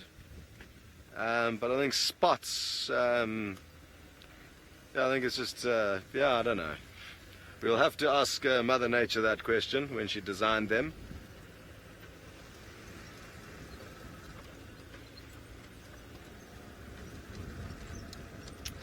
Come on, tracks.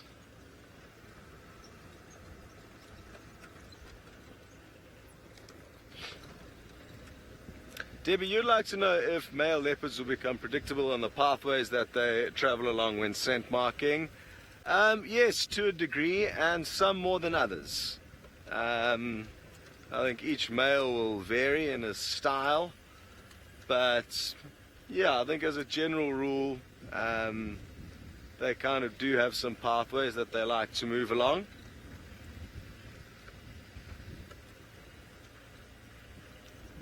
And hopefully we'll be able to see the Hukumuri male, well, you'll be able to see the Hukumuri male doing just that a little bit later on this evening, and that is where we are going to send you right now. Aldous. We are with him. He's coming right up in front of the car. That's so epic. He's walking right past us.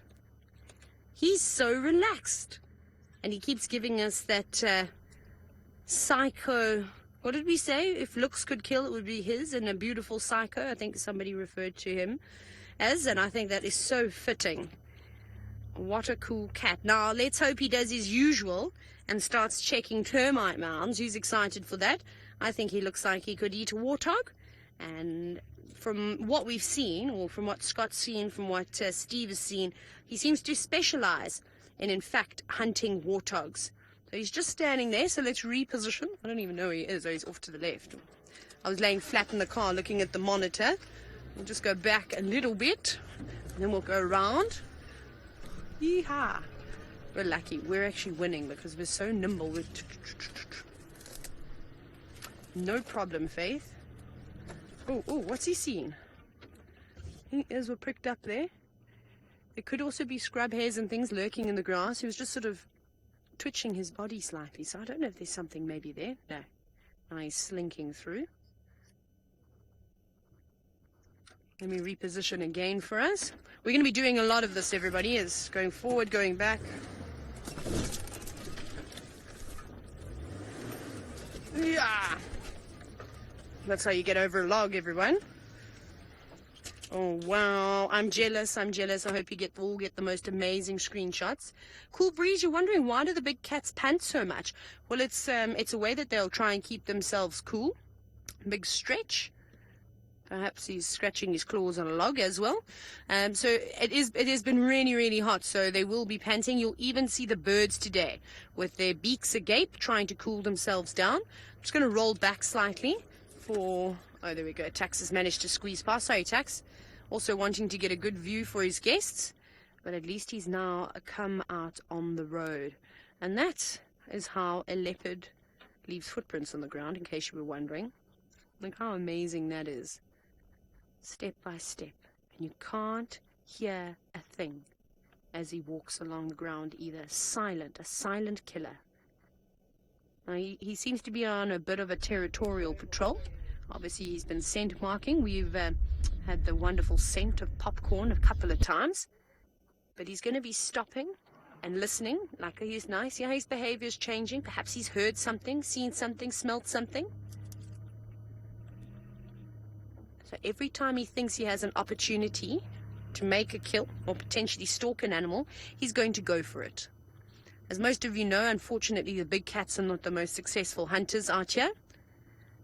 So it'll take them a number of attempts before they're lucky.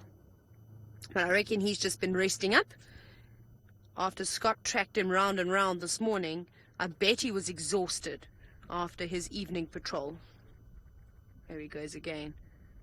Yeah, sorry everyone. That was nice.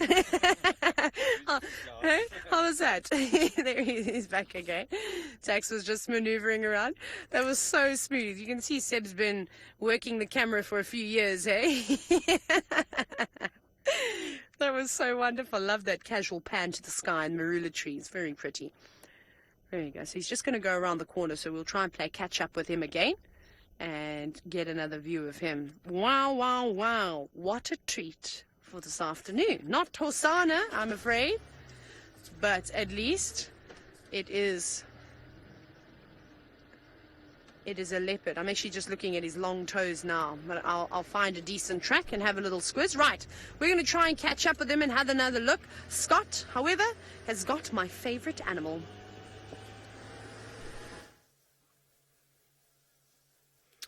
Well, awesome stuff, and happy that the Hukumuri male is on the move. Let's hope that Taylor can stick with him. It can be quite tricky in and around the treehouse waterhole there.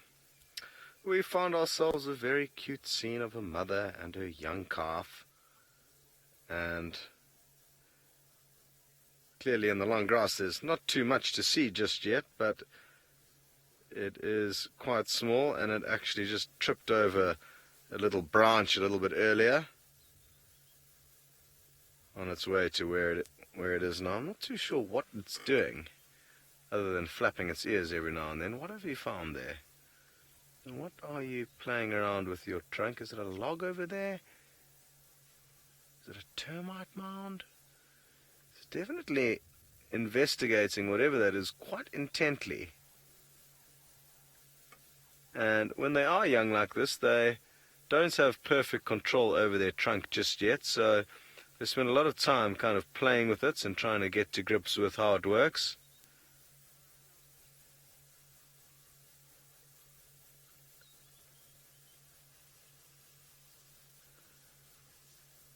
And happy to hear that lots of you are very happy to see this tiny little bubba. Oh, looks like it's about to put on a bit of a show for us. It's getting a bit worked up. Yes, we're talking about you, but everyone's very happy to see you, so don't be shy or embarrassed. You don't need to run off back to Mom, but I think you want to. I think you've been a bit far away from Mom with these strangers here, and it's fine, you can head on back to her. What is going on? Hey? Are you getting a little bit panicked? Are you going to give us a hard time? Come and charge us. Come and show us how big and strong you are. Come on. I know you want to. Here we go. Come on. Come and show us how big and strong you are. I think it felt safer close to mom. But just like a lot of young animals, elephants can be incredibly playful. Not too sure where the rest of the herd is. It's just the two of them that we've seen for the time being, and maybe mom is just taking it slow because she does have this tiny baby alongside her. They can communicate with one another over quite big distances through infrasonic communications, so she won't worry about losing the herd.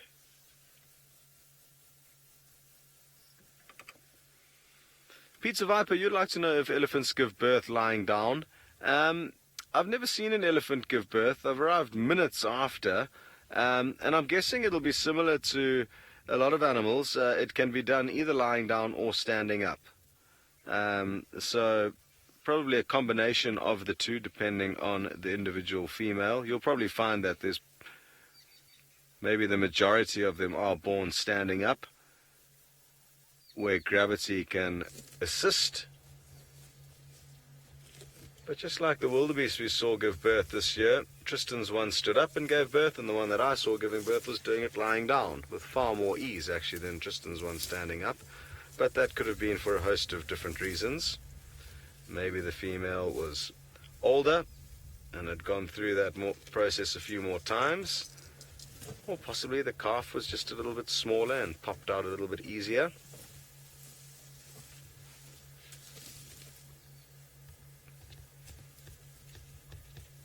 I know a fact Indian elephants give birth standing up, so I'm guessing that African elephants might be similar to that. I saw a video of an Indian elephant giving birth not so long ago. So that was quite fascinating actually.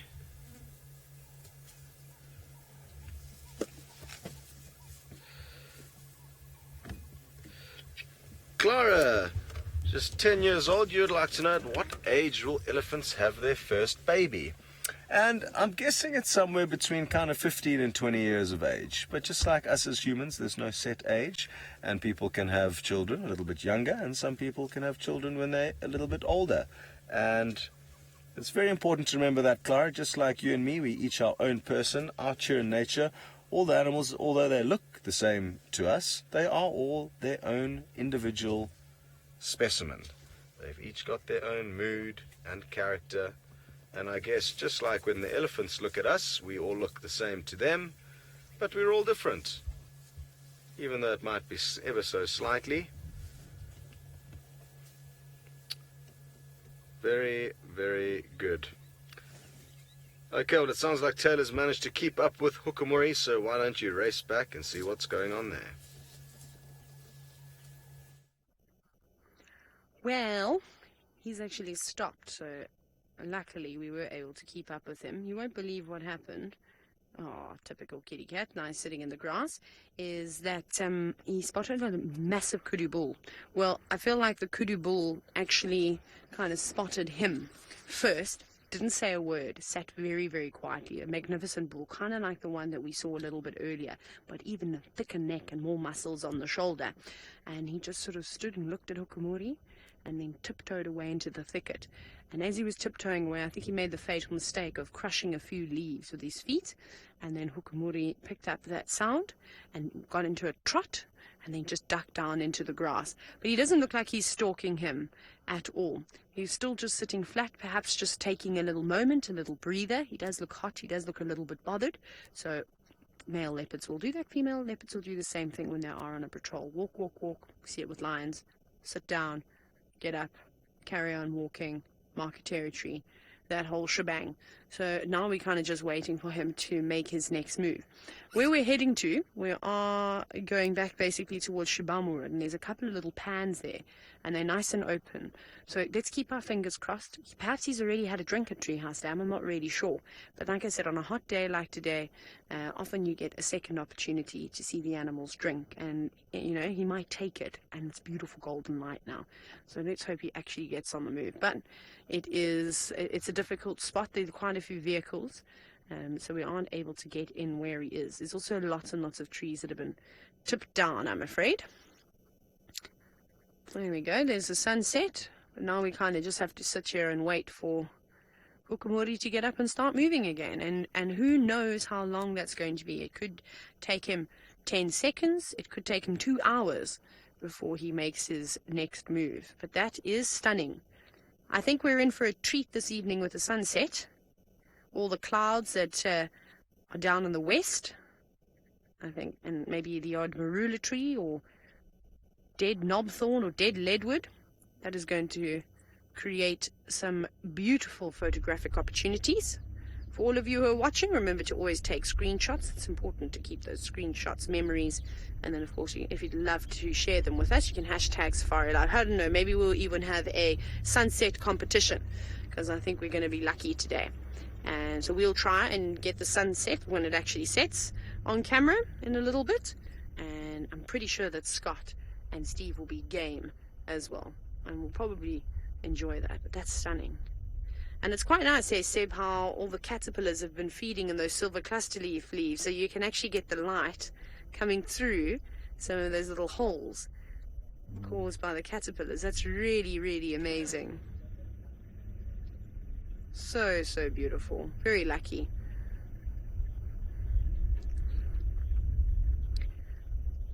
We're going to sit patiently, like I said, and hope that Hukumuri doesn't stay down for too long. And while we wear our patient pants, let's go across to Steve's to see if he's having any luck with the other leopard. Thanks very much, Taylor. I'm super happy you're able to find Hukumuri, apparently the long-toed leopard cat, as I would love to find that track and see. Herbie said if we find one, he'll show me how he's got such long toes. So that'll be quite interesting. I like to take a photo, measure it, compare it to other leopard tracks. But we came down sort of south or east from where we were. We've checked a couple of pans. There doesn't seem to be anything going on here with regards to tracks of the little prince Hosana, the leopard. And so we are slowly going to go back. The sun is starting to set in the west. We're going to go back into the block. He doesn't appear to have come out of that block. So we're going to go back into the block, one last ditch effort to see if we can find him on foot. Wouldn't that be a marvelous surprise? Talking about surprises, what I love about this little pod here, the russet bush willow, is how you can do this. And look at that. A little surprise. Now this is the russet bush willow. You want to pull that seed out, throw it away, boil some water, drop a couple of those in your teacup, and you'll have a nice tasting tea. Marvelous. Okay, so here is the surprise. The russet bush willow, and it's wonderful. It's called a samara, and you peel it open. Isn't that marvelous? And inside is the seed, which you must throw away, otherwise you drink the tea and you'll get hiccups. Isn't that beautiful? A little party trick for the day. Sorry, Faith, I got the question you posed there, but I didn't get the name of the viewer. If you could repeat the name of the viewer, please. Infernal Apathy. We have got some really good names coming out today. How am I so chilled? This is what I love doing, Infernal Apathy. I love being on foot. I'm in the company of two amazing gentlemen. We're having good conversation. We're walking. We're just having a bit of a Sunday stroll, as it would be. And this, to me, this is my element. You know, yes, I can't hear out of this ear, which is probably the only daunting thing about being at here. But we've got Herbie, who's an expert tracker. He's got ears of absolute Nyala potential, and the smells, the sounds, everything. I just love being out in the African wilderness. A lot of people think this is the dangerous place to be, but I understand this place. I understand the animals' behavior. They're not out here to get us. I struggle to go to a city because people are the dangerous ones. Watch out, Sens, behind you. People are probably the most unpredictable mammal creature in the world. They're cunning, they're conniving. I don't understand people. So this is, for me, the safest place in the world to be. If you don't understand something, it's hard to get your mind around it. But when you understand it, everything has a place. Cities and people and all that, they freak me out a little bit. So I got some comments through about those lizards. Ornate rough-scale lizard seems to be the species. A friend of mine, actually a student, Raf, very cool dude who I often visit in Cape Town. He now takes me birding, which is cool. He sent that through to me. I haven't managed to check Twitter, but that seems to be the gist of the lizards. But please keep your comments coming through. See if we can correctly identify it. I'll only be able to check myself as we get back. You okay, Herbie? Okay, so there's some. The Wahlberg's pair are back in the tree up there with the youngster. The nest that they were with is just off to the right, and it seems like they are back for a little reunion, maybe to see how the youngster is faring on its own. Isn't that marvelous? Doing a little bit of allo grooming there, which is interesting. But we are going to leave these Wahlbergs. We're going to go up to Scotty D, who's got the largest mammal on land.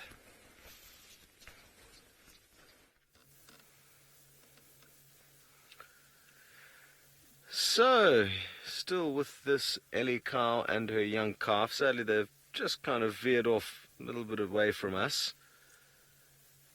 And you'll be glad to know they're not completely alone. We did see another kind of teenager trailing behind them. I'm not too sure where that one's ended up, so I'm sure the rest of the herd's somewhere in the general vicinity. And a beautiful wash of golden light.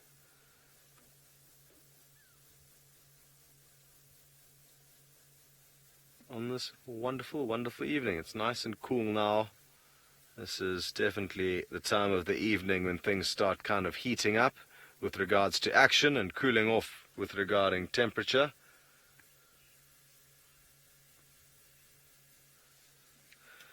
Very good. We're going to keep moving along because we don't have the best view of them from there. So, not too sure what to do, actually. I'm torn as to whether to go and linger and around and wait for the Nkuhuma pride. There's been no further sign of Tundi, sadly, despite checking a whole host of roads where I was expecting we could possibly find some tracks. I'm not convinced by going to Tamba, but maybe we can swing past there now quickly en route to where the lions will cross, if they do in fact cross in a little bit later. Oh! Bumpy roads jiggle the camera loose there. So, yeah, I think that's the plan. Sadly, no joy with Hosanna. Clearly, as you've gathered from Steve, I'm not too sure what the latest update is there, but to be honest, it's just so tricky following tracks through the blocks at the moment with all the thick grass and the rain that we've had relatively recently. So they haven't had an easy task. Let's go and thank Tau, but I'm guessing it's going to be more sleeping than anything else. There.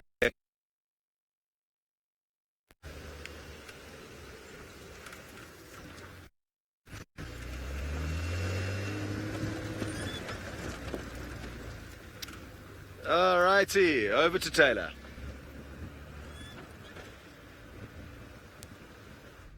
Sorry, shame, Scotty, the gremlins are getting you. Listen, I hope the Nkuhumas come across and show themselves. Ukumuri has been sleeping, but I think he might be coming down the road now. Ow, tree bit me. I hate it when you get bitten by trees. Goodness, they've got sharp teeth in South Africa. Where did he go? Where did he go? Let's have a little squizzy here. I'm waiting for Tax to point him out to me because I don't actually know where he's gone. Let's ask Villiers. Is he still going? Oh, he's in front. He's on the road. That's how you spot leopards. I'm half asleep today. I don't even see that. Let's see. I'm trying to think what's going to be our best bet. If we should... We're just going to stay behind Texans in front of us. These guests are having the most unbelievable safari. Lucky them that they got such a great guard. Come on, we're coming up to those mud wallows now. Now, I really want to get in front of him because we want to be with that golden light. Let's see what he's going to do. He's just up there.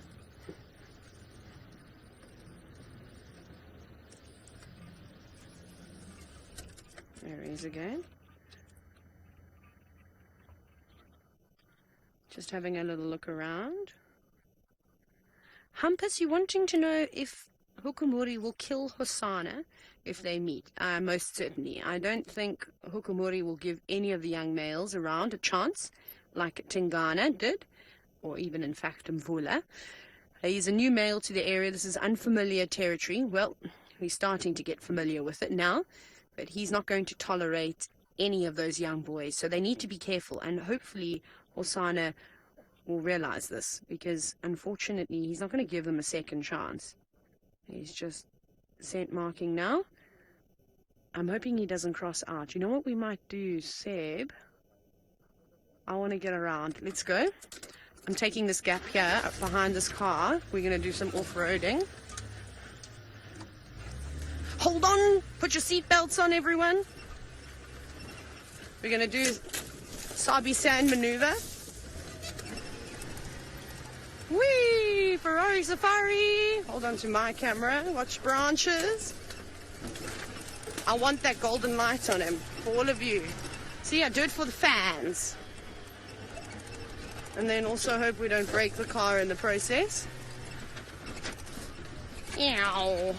We've got little nimble vehicles. No one else can do what we can do. Sorry, Sebastian's holding on for dear life. You okay there, Seb? Don't lose your camera. But I'm doing it for you as well, Seb. I'm going to get you in the best spot. You know me. La la, la la la la la. Now we're in front of him.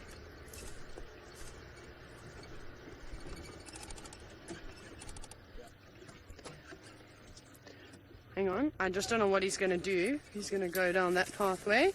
If he is Seb, I'm going to go around the other side of the pan. Yeah, I think he's going. Okay, so you can see him. Sorry, everybody. I'm trying to figure out if he is going to drink here. And then if that's the case...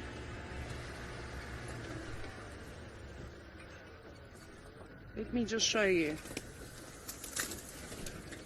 Here we go. This is how we do. Make sure we don't go rolling into these little pans. He's deciding. Oh, it's a pity those clouds, I was saying how wonderful they were. I kind of wish there were a few less, because that golden light is now starting to disappear. But never mind. Still got him looking straight at us. Come on, boy. Come and have a drink right here. It would be ideal. There we go. A bit of a golden glow on him. Isn't that lovely? Look at that stunning coloration. He's almost got like jaguar-like markings, don't you think? Well, that's what I think, in fact. Sure, we're spoiled this afternoon. Absolutely spoiled. Come on, boy. You're walking right on the edge of the water. Stop and have a little drink for us. Look at that reflection, too.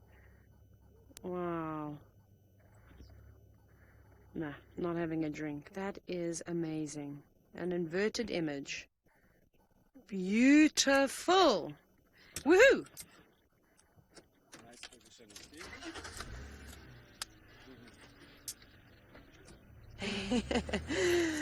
There we go. How cool was that? That's how we do. Like I said, that's a little sneaky maneuver there. He's just going around. Good boy. Don't cross out just yet. Now, Aiden, who's only 6 years old, I've been loving your questions lately. Thank you for all of them. You've said, why won't this leopard just be nice? He needs friends. Aiden, I agree.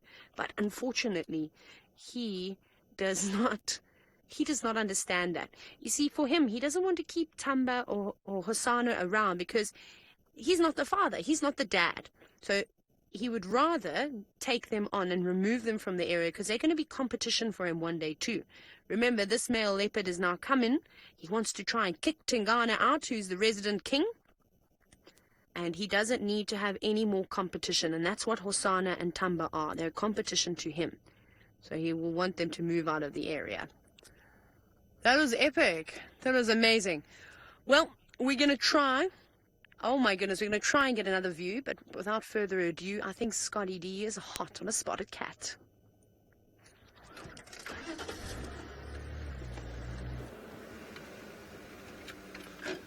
We are indeed. We've got a bit of a surprise for you guys. And while you were with Hukumuri, we thought we'd just position ourselves in an area that if our surprise was to continue towards us, we would have got some great low-angle views of it. But it appears that it hasn't. It's taken another route. So we have to just work out what that route was, or is. Sure, we'll find it somewhere around one of these corners. If we don't, I'm going to feel like a real muppet. Oh, hold on, Dave. It's Hosanna. And you wouldn't believe it, but he actually came, as we turned off onto the off-road tracks that led up to Tumba's kill, we found him, which means he was definitely in that area, and I'm almost tempted to rush back there and see what Tumba's up to, because if he is still there, which I'm guessing he will be, it'll be really interesting that Hosanna gave in to him, because Hosanna is a little bit bigger. Let me just reposition again now. He's trying to sneak his way down to the Vuyatela Dam here without being spotted by anything. There's not nearly as much game as there usually is down here, but there's one in Nyala that he's spotted that he's trying to avoid.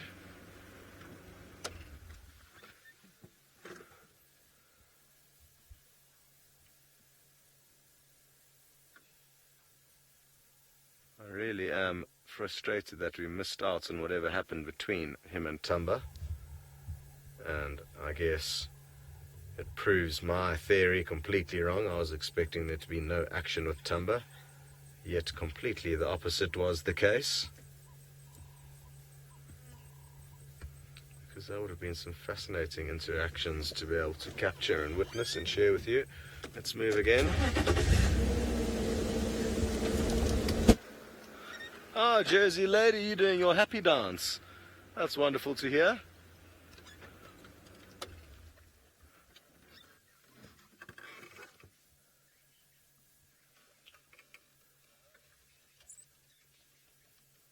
I wonder if Tumba wasn't actually not there and possibly off having a drink somewhere, and now this leopard's checking very carefully to make sure there's not a leopard here having a drink.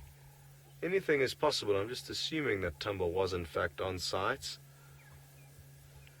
I think what he's looking at, and you can see is very intent, is some Nyala bulls that are behind us. Darby's just going to attempt to swivel all the way around and show them to you. There's two different sets. There's the one over there, and then two further off to the right of him. And that is who young Hosanna is keeping a close eye on.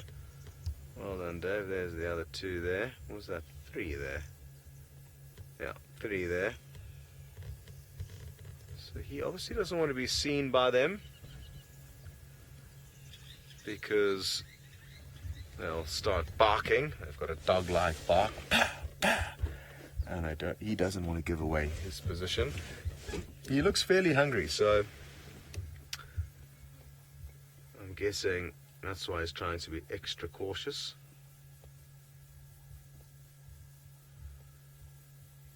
Hello, boy.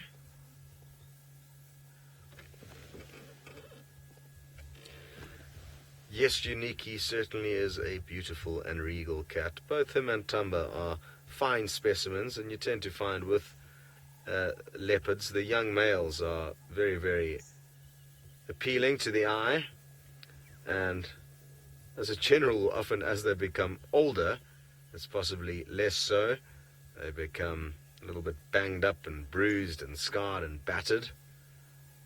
But between him and Tumba, there are two exquisite young male leopards. This guy's slightly older than Tumba, I'm told, and his eyes are quite a different color. Tumba's got more of a greenish hue to its eye than old Hosanna.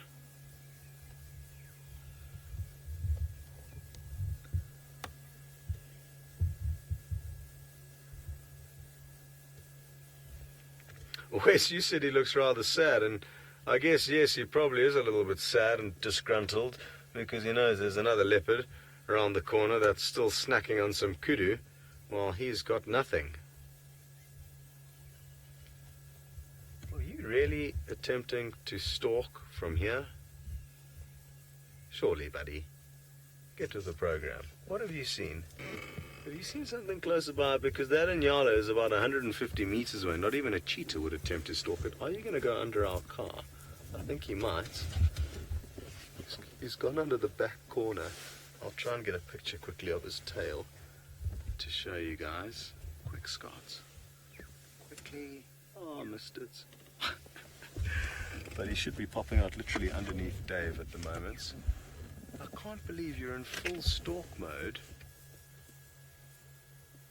because whatever you are trying to catch is miles away.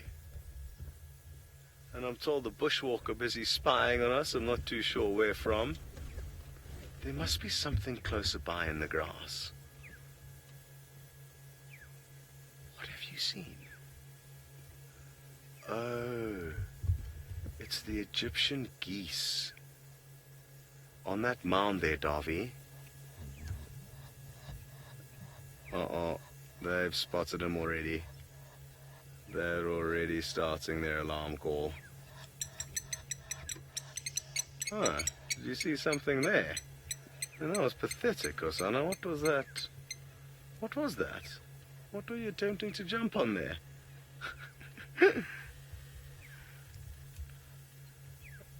Okay, very good. Well, why don't you guys see exactly where Steve is sniping us from?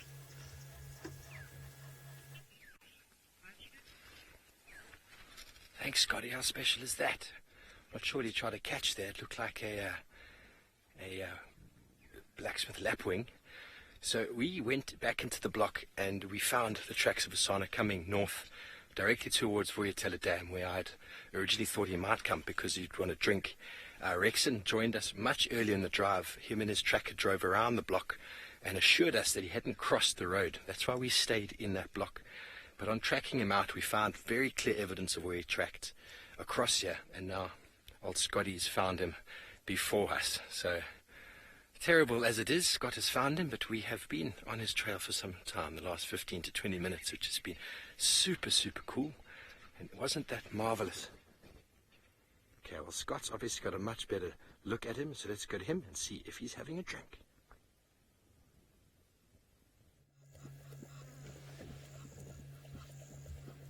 Welcome back, everyone. And just want to make sure that Taylor knows that the Nkuhuma Pride are on the property, because Hukumuri is now crossed out of our turf. So maybe she can race across there, and she does know about that, so that's the good news. So she's going to head off and see if she can't find the lions, and we're going to stay here, and I'm just going to keep quiet for a second. We'll actually be able to hear him lapping up the water.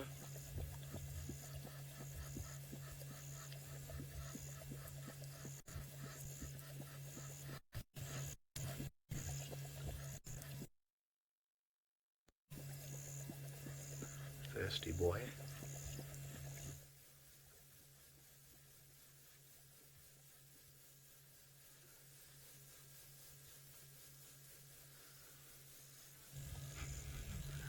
Look, Tao's trying to remain undetected. Sadly, those geese saw him coming from a long way off. They're moving just over there in the grass. Tricky to see, but there they are. And wouldn't that be cool, watching him try and catch a goose? It does happen from time to time that they do get lucky with the birds. Something I've never actually seen happen, but it's something that I would love to see. Jersey lady, you say it's good to see him on the dam cam. It's probably been a while.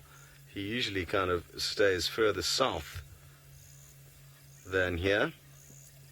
This is, yeah, definitely the closest I've seen him to camp since I've been here for the last 3 or 4 months. He's generally kind of hung along our more southern boundary. And he would have spent a lot of time here growing up, I'm sure. Lots of you will have lots of happy memories.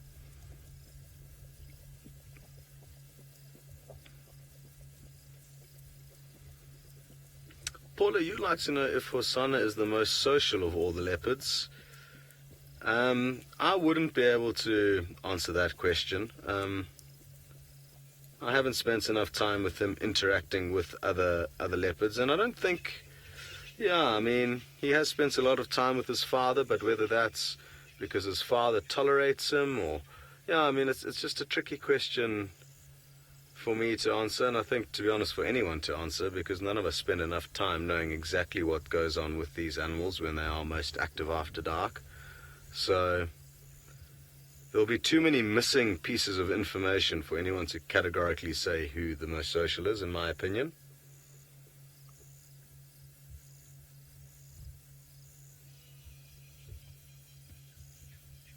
And again, a lot of the time it's probably more through default than anything else that he will come across other leopards, or other leopards will come across him.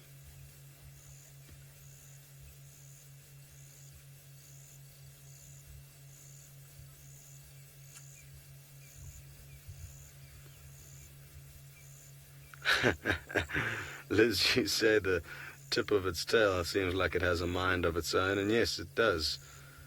Twitching from side to side. I love watching the tips of their tail moving about. Oh, he's evidently not finished with these Egyptian geese yet, and he's trying his best to sneak closer to them. How cool is this? Okay, well, you're going to have to get a lot closer than that, buddy. But maybe you just want to lay an ambush from here. Maybe that's the plan.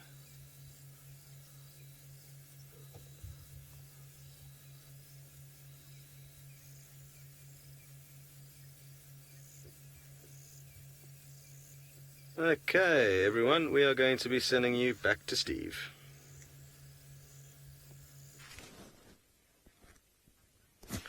Thanks, Scotty. How marvellous is that? Well done on finding that beautiful prince. And I'm sure he's feeling much better after having himself a good drink. So our assumptions were correct, that he would have moved off to drink somewhere and not Chelapan. He came to Vuyatela Dam. So that is the cool thing about having other vehicles out here, is we're able to find animals. Herbie and I are just a little disappointed that the tracks crossed the road and were not communicated clearly with us, because we were actually walking in that area many hours ago. But that is the way the cookie crumbles. And here we have a beautiful Nyala bull who shouldn't go too close to the dam, because we know what's lurking down there. But he seems to be walking in a parallel sort of fashion right now. And there are more than one. There's at least 4 of them out in the clearing here. And this is kind of where they like to hang out, where they get a little bit more of a better view of any approaching lion or leopard. Yes, it is. Look how he's doing a bit of a posture. That is what Nyalas tend to do. It's a bit of displacement behavior. As he sees another bull approach, he raises the pilar erection of the hairs on the back, and he starts going into an elaborate sort of dance. He's not in a breeding size yet. He's still a little bit small, but he's definitely getting there. And as soon as his friend ran towards him, he decided to do his pilar erection and then stop altogether. So I'm not sure. The Nyala seem to be responding right now, and they're running directly towards the area where Hosana is. I see Scott is moving off over there. Jojo, it looks like a designer gnu. It looks like a Senzo of the African bushveld, indeed. So these Nyala are a little bit spooked out here. I'm not quite sure if they know what's going on. Maybe they are also subscribers of Safari Live, and they know that we generally follow leopards. And Scott seems to be moving. It's possible that Hosana has moved slightly. I wonder if these Nyala actually clicked on the notification to know that there is an action broadcast in the making if Hosana comes any nearer. But in my opinion, a Nyala bull is a little bit too big for a cat of Hosana's size. But in saying that, we saw Tamba with a kudu the other day, so who knows what happens out here under the cover of darkness. All we can do is track it and spend time in telling you what we feel, we believe. Unique, I like your name as well, Designer Gnu, as we said before. Aren't they marvellous? So we are slowly making our way back. Hassan is left down there somewhere. I'm not sure where Scott has moved off to. It's possible Hassan has moved. So we're making our way back as the cover of darkness is starting to move over us. And it's going to be a beautiful night. The moon is going to be up very, very late. So it's going to be a beautiful night for stars. And for those of you in the Northern Hemisphere who aren't able to join us this evening, well, we're going to have a wonderful evening under the stars. We're going to slowly start making our way back. Herbie, off we go, my friend.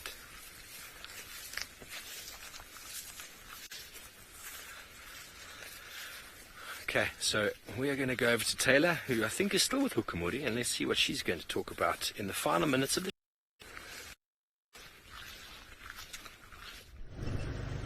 We're driving on a very bumpy road at the moment, so I'm trying to concentrate. Hang on. Oh, wow. Look at this. Is there a car? No. Okay, we're going to have a bit of obstructions here, but look what I'm going to show you very quickly. Look at the sunset. We can't really see the sun anymore, but the beautiful colors in the sky. Hey, what a way to end the safari. Leopard.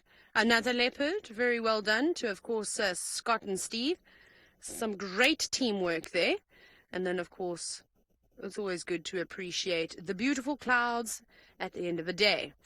Now, I was going to race after the Nkuhumas because apparently they crossed from Simbambili into Juma. And then they just kept on going. And it's quite a narrow section near Gari Gate. And apparently they're already in Buffels Hook. So there goes our plan out of the window. However, Rexon and Taxon said that they would keep me informed as to their movements. And if they do turn back south or turn back west, they'll call us in right away. But for now, we're just going to go on a bit of a bumble. I'm mentally preparing myself to find a chameleon this evening too. That's definitely on the cards. So we'll do that at some point.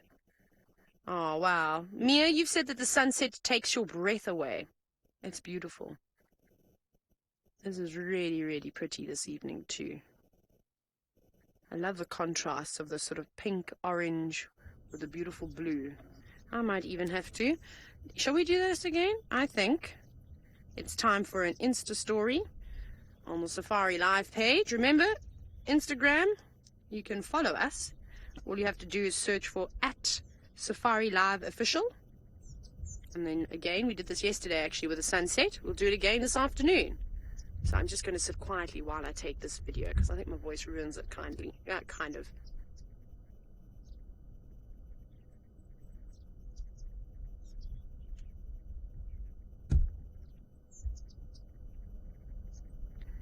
Incredible.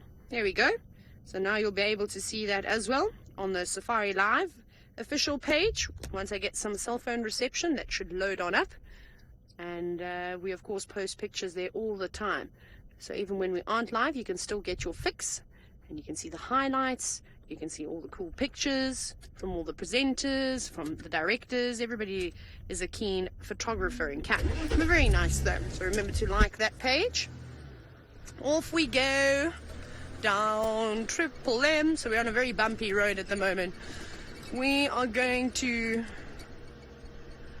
try and move off of this road. I've just forgotten where the next turnoff is. We'll basically just take the next turnoff to the left and then we'll go exploring. Is it time for lights? Nah, not yet.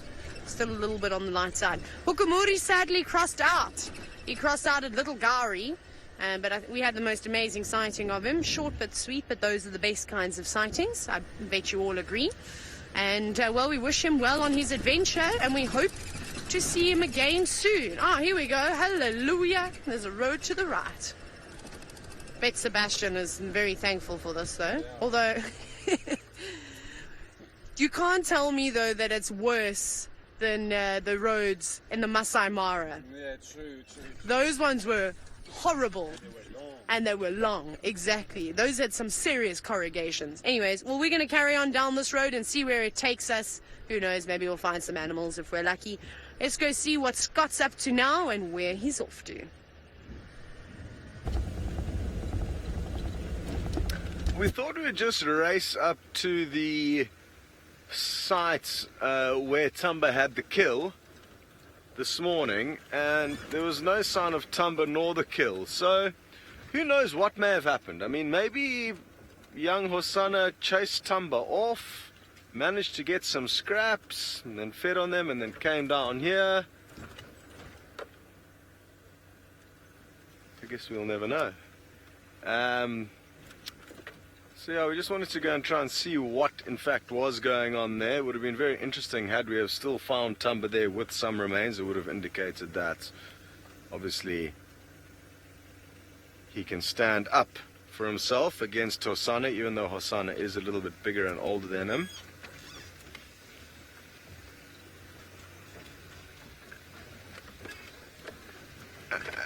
And Hosanna's still snoozing here in the long grass, still looking very, very intently at the Egyptian geese. Those seem to be high up on his menu. This camouflage is incredible, and it's only once we get a bit tighter in that you can actually see him. And I'm guessing he's waiting for cover of darkness, and then he's gonna try and launch a few attacks, although there's never really cover of darkness here because there's quite a few big lights that illuminate this area. So you'll be best off somewhere else if that's what he's hoping for. But for now, just taking a breather. He's been moving around a fair deal, it appears, this afternoon from when he was seen before drive on quarantine. Who knows what route he took to get to where we saw him at Tumba's Kill. He seems to have had a fairly busy time.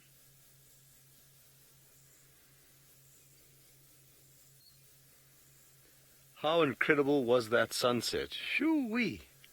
Absolutely magical. One of the best we've seen in a while. So happy that Taylor stopped and managed to show you that in all its glory.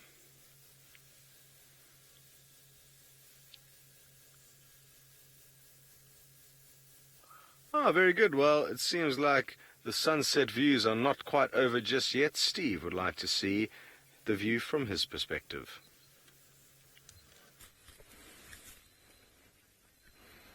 Thank you very much. The Bushwalk team is on their way home.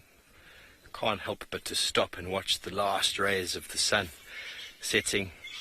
I'd like to thank Herbie for his assistance today, as always, and Senzo. We are going to be closing down for the night. We've had a marvellous day. Although we weren't able to find Hosanna, he was found in the end, which is magical.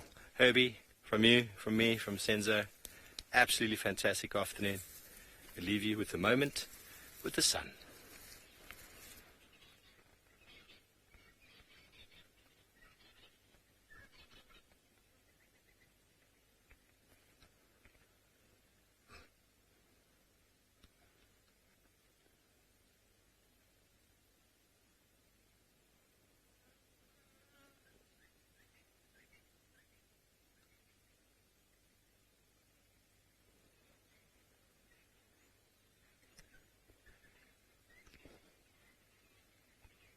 So folks, have a fantastic evening from the Bush to Walk team.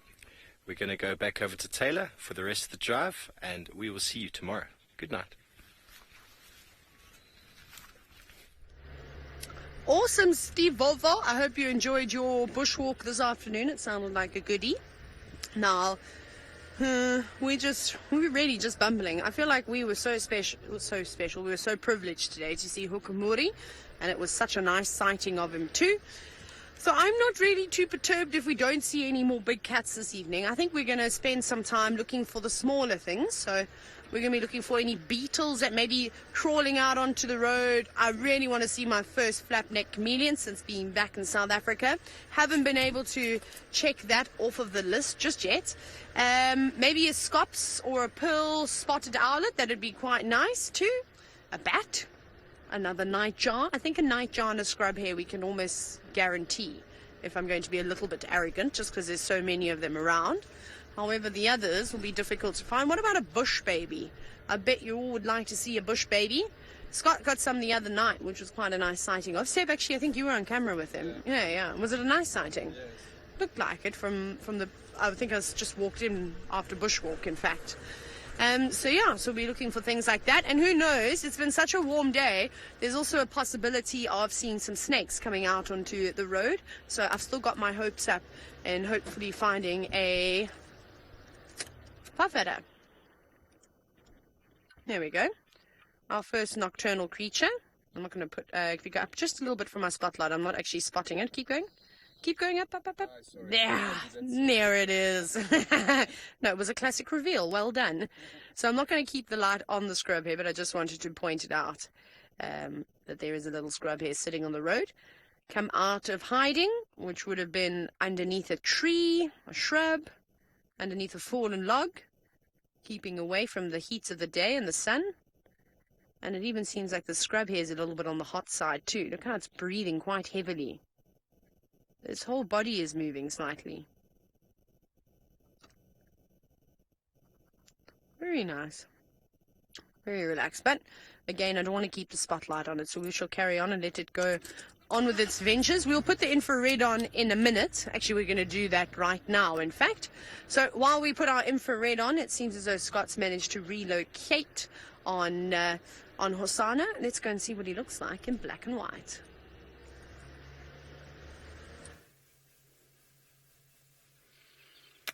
Welcome back, everybody.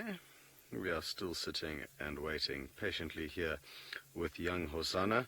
We've got our infrared lights on as it's getting a bit dark now, and we really are hoping that he's going to take us on a little bit of an infrared adventure where we can spy on him using no lights that are visible to our eyes or any other animal's eyes, really. And some exciting stuff happened. I'm not sure if Ted has filled you in, but the Nkuhuma pride sadly crossed into our property, crossed out of our property, and then chased a pack of wild dogs off their kill. That would have been nice to see. But happy that the Nkuhuma pride have got a little bonus meal. And happy to hear that all the wild dogs escaped unscathed, being the most successful predator that roams these plains. Well, not really plains, this wilderness. They'll be able to make a kill relatively easily. I'm not too sure exactly the finer details of how much of the kill the lions managed to get and what exactly it was. I'm guessing it was probably an impala and probably not much remaining, because wild dogs eat incredibly fast. So the lions probably only got a bit of a snack. And who knows, maybe they'll decide to come back onto Djuma after their pilfered meal, and maybe they'll be around for us in the morning. We've been spoiled rotten though recently. Lots of big cats around, especially leopards. I mean, it's ridiculous. What are you hearing? Hosanna? Oh, it was the geese flying away. That's what he's watching. There goes your dinner, buddy. You're going to have to make a plan B.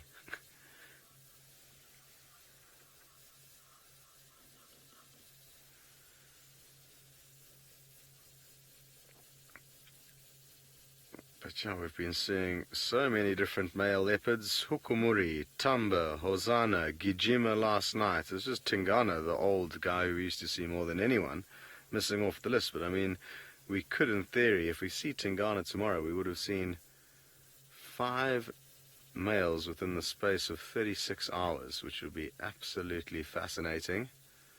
And it'll be nice to add Tundi and her cub to the list as well, even though they're not males. Not as nearly as many leopards females moving around as there are males, but we'll take whatever we can get for the time being.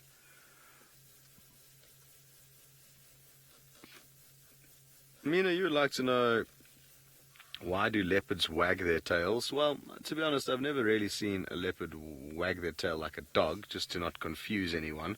They kind of, I would like to say, rather twitch their tail, and it's just the tip, really, that twitches ever so slightly from side to side. He's looking at another goose that just flew over. Yeah, I mean, it's an emotional indicator when they're excited or thinking about things. I haven't, been able to work out any exact correlations as to when they twitch their tail, but it's some form of indicator of their emotions, their excitement, their thought processes.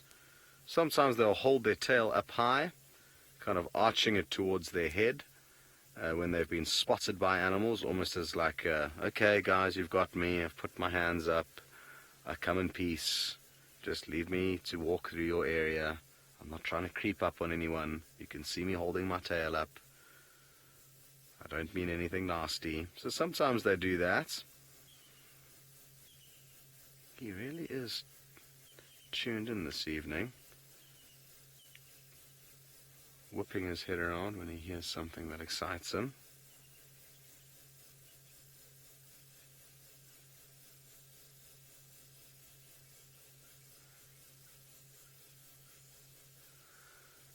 Christina, you'd like to know if the leopards feel the change that's going on with the males. And yes, they will certainly be 100% clued in to what's going on with the males. And if they're not, well, they are not clever. Because it's very important that females know what's going on with the males that roam their territory. Mainly because they're a massive threat to any cubs that they may have. But even possibly to themselves as adults. You know, if they try and defend a cub, a rogue male could kill them. Ooh, a nightjar just flew past him. I'm not sure if you saw a little blur go through the screen there. So yeah, I think the females definitely know what's going on. Again, sadly, you know, I think we miss so much of what actually happens here after dark. And even during the day. There's just a lot of stuff that happens here where we are not around to document it or to be able to learn from and understand what behavior is going on and how much the leopards do understand. And I mean, that's just us being there to see things. Then, of course, there's the fact that it's difficult for us to try and comprehend, you know, when we heard Gijima calling last night, was Tundi nearby? Could she hear it was him? Did she know it was him? Was she comfortable with the fact that it's him? Because he's been marching along that same cut line for many years now, so that's kind of stable and not a threat to her. Whereas the Hukumuri male, who was in all likelihood the male that was vocalizing in and around the dam cam last night, you know, what does she think when she hears his vocalization? Did she come closer? Did she run away? You know, there's just so much that's it would be very difficult for us to just kind of guess, you know, what's going on and how much they know about what's happening. So, yeah, that's why I prefer to, you know, rather than hypothesizing, rather try and kind of wait and just see what happens as and when we get lucky and see an interesting kind of event happen. It's kind of like saying, what would happen if you put Bob and Susie on Mars together, you know? It depends on Bob, yeah, what Bob and Susie's moods are, who Bob and Susie are, whether they're compatible, you know, and you get lots of different Bobs and Susies on the planet, so...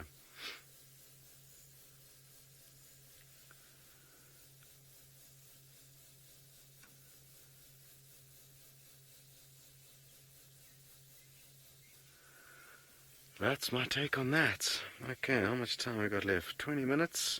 Come on, boy, take us for a stroll. We can have another 5 minutes snoozing and then we expect some action from you. Very good. We're going to send you across to Taylor to see what she's getting up to.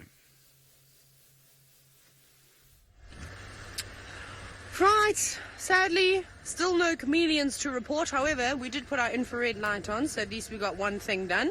Now, let us be serious. Serious pants on, patience pants off. Let's find these chameleons. I cannot believe I haven't seen one yet. I mean, I used to be good at this, finding these chameleons, spotting them all the way up in the trees. But I don't know why they've all been hiding from me since I've been back. Perhaps they've gone, Taylor, you've been too spoiled by the bush. You've seen leopards, you've seen lions, you've seen wild dogs, you've seen cool birds, you've seen all the things. You cannot see us. So they may be hiding away from me. But we're in Gwari Central now.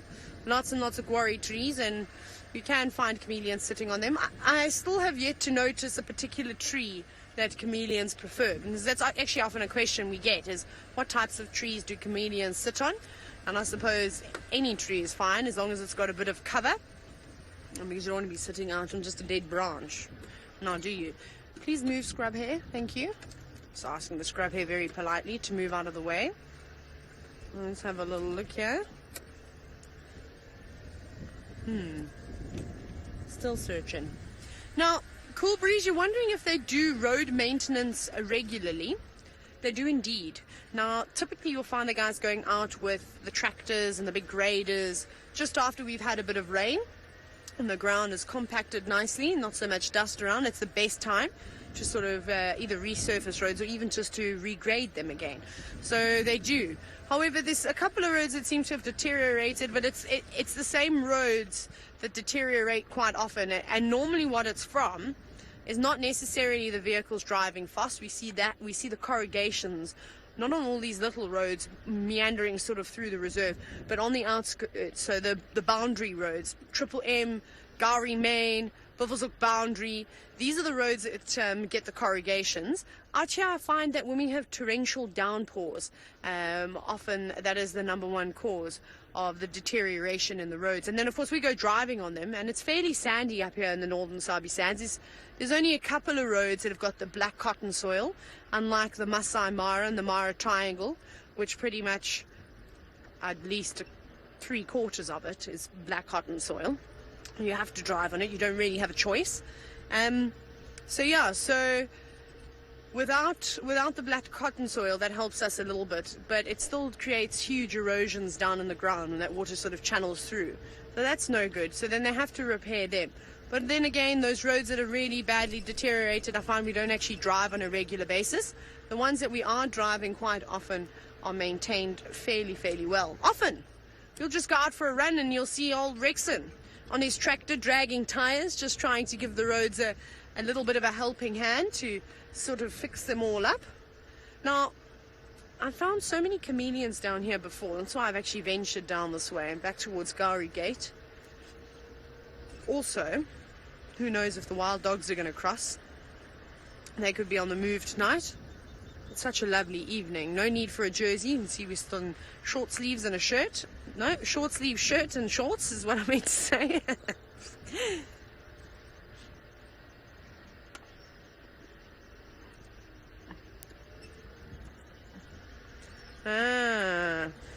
So Justin's giving me some advice, but I didn't quite hear the entire advice because I had to turn the game drive radio. Oh, hang on, wait. Who's making noise here? There's a bird in the road. What you making noise for? We're going to probably... Sebastian has just told me he's going into infrared, so we're going into infrared. There we go. I can hear them. It sounds like thickneys. Oh no, they've gone far away now. They were sitting here. Maybe some spotted thickneys. They're quite far down on the road. Let's venture slightly further forward, and I think we'll get them again. We're making some interesting sounds. Sorry, Faith, can I please have Justin's advice again? Because I kind of forgot what he said. It was some advice about chameleons. I need it.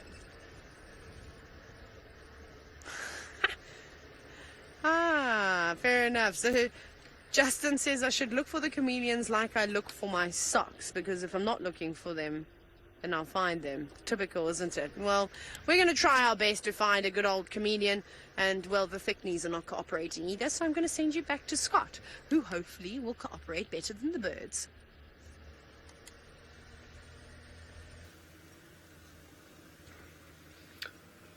Yes, Hosanna is up and on the move, thankfully, and I'm guessing he may come and have another short drink and another little puddle over here. So just want to get up ahead of him.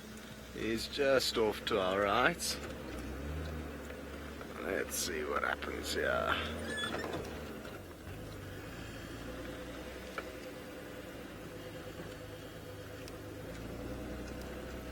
Well, we got lucky and we didn't have to wait too long for him to decide to get up and take us on a stroll. Let's see where he heads from here. He was directly off to our right, so I'm guessing he's going to continue up towards us. No immediate sign of him.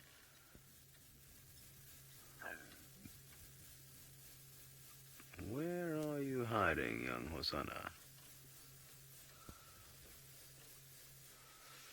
I want to try and not use the spotlight if I don't need to, so we'll just give it a moment or two. Just be patient for a second.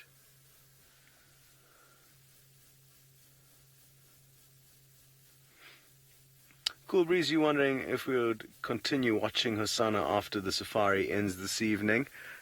Probably not. I'm feeling a little bit sick at the moment, so I'm going to go home and rest. And it's usually kind of, if the lions are around or if there's a leopard with a kill, we may go out after drive to show some of the staff a bit of a good time and get them out and about.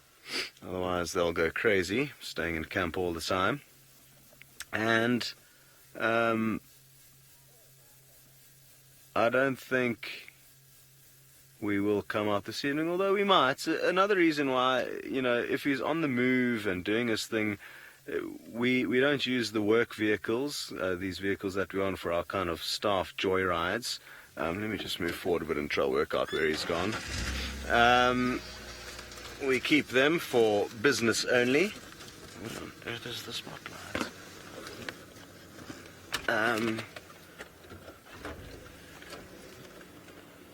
And without infrared lighting, it can be quite intrusive to follow an animal after dark, even though it's done quite wildly around Africa.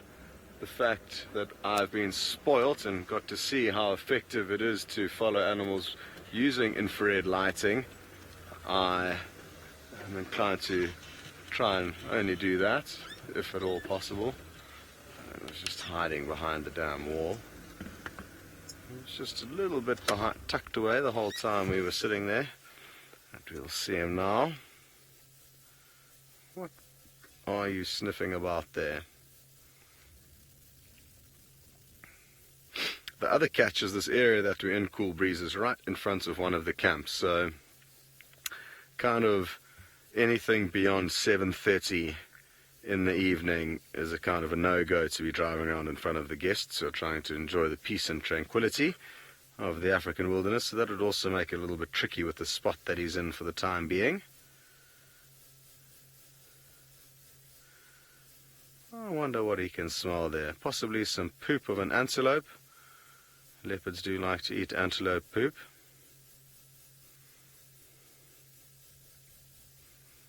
Veronica, you'd like to know what the leopards do at night. Do they hunt or sleep? Well, you'll probably find they do a combination of the two. They sleep for a lot of time every day, 16 to 20 hours, which means, of course, there's only 4 to 8 hours of movement, which means there's lots of sleep, mainly during the day, but also at night. So I guess just like anyone who has domestic cats, you know full well that your cats sleep during the day and the night, but there's an increased likelihood of them being active after dark. They like the cover of darkness. Here in Africa, they like the cool weather as well.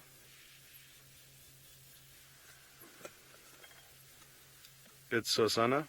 No sign of Tamba at the kill, and Hosanna made his way south along that 2-track when we found him.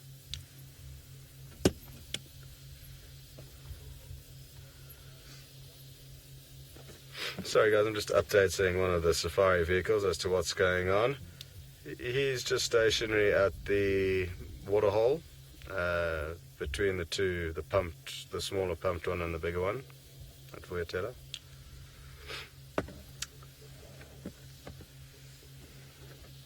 Yes, Stevie, thanks for confirming that you agree that some rest will be useful for me and my recovery as I try and shake off this weird little flu cold thingy that I've got. It's nothing serious.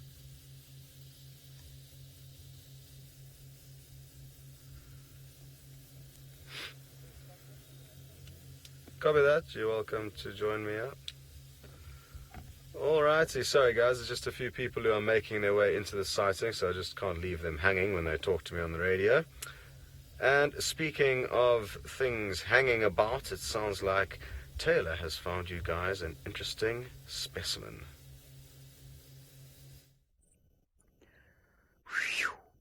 Finally, everyone, a chameleon. My first one since I've been back at Juma. How epic is this? Now, it's quite camouflaged, and I've actually just moved the light off of it slightly.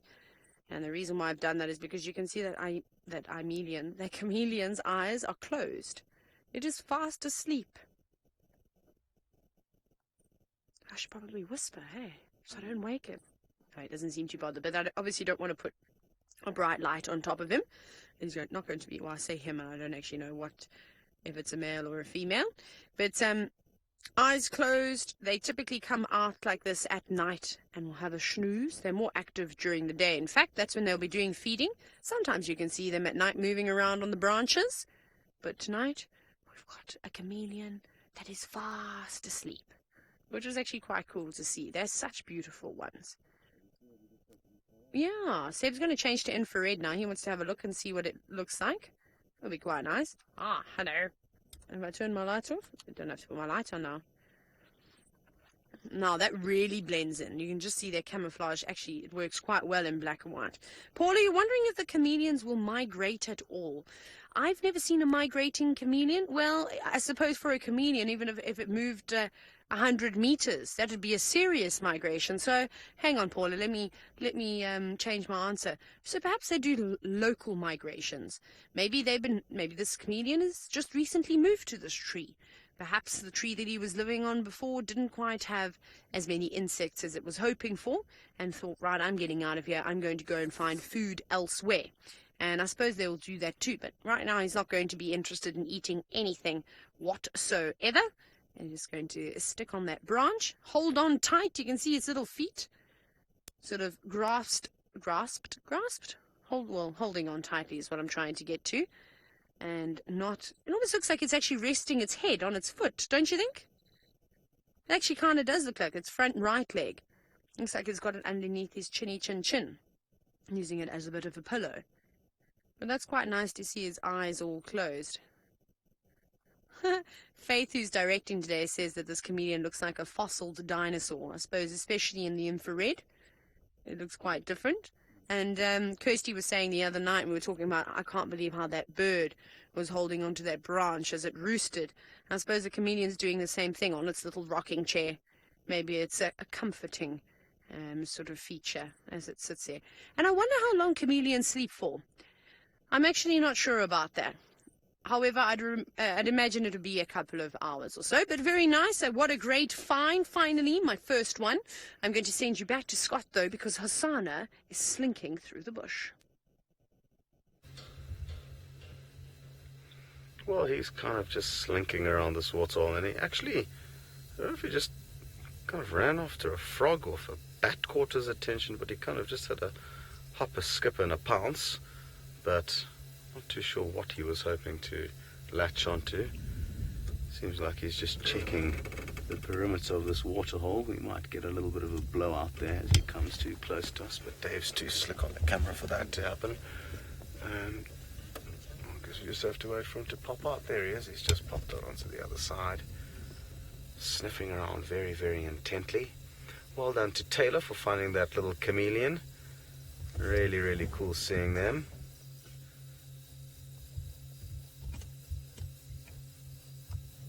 Times like this that I'd really, really love to know exactly what's happening.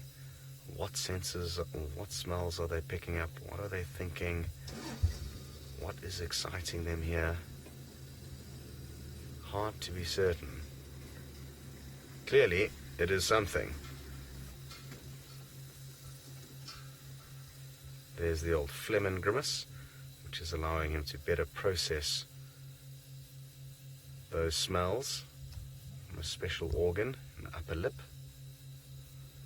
Let's see if he has another pull and reprocess.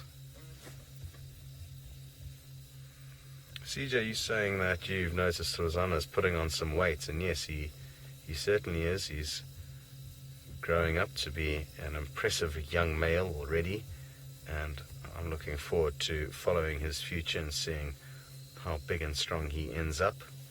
Let's hope it's not too far from here. Let's hope he doesn't do a hukumuri and head all the way 100 kilometers away to the Crocodile Bridge. Excuse me. That's where the hukumuri male came from. Now it looks like whatever the smell is that's exciting him is very, very close to our vehicle. Let's see if it doesn't bring him even closer. Maybe it's from Tundi last night, maybe it's from Tumba being in the area, maybe it's from some possible prey. good old sniff about.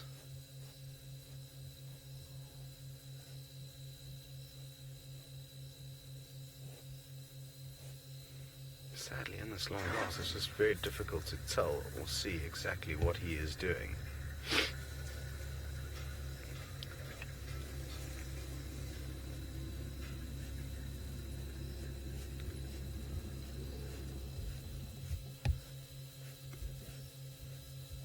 Veronica, you have got a little bit confused.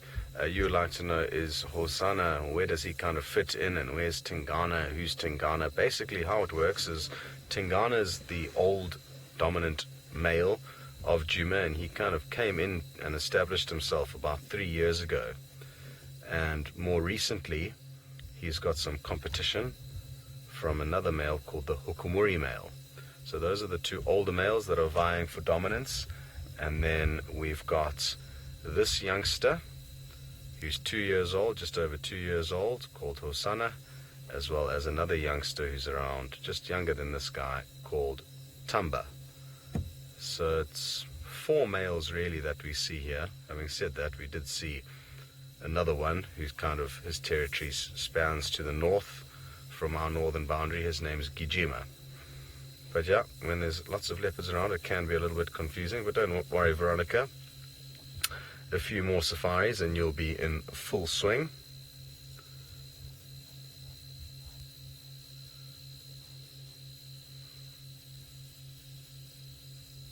I wonder if he's going to jump up into this bush. I've got a feeling he might. Sometimes they kind of like to really rub up against certain bushes, and this looks like one that he might try and do just that. Come on, buddy. Show us the vertical. No.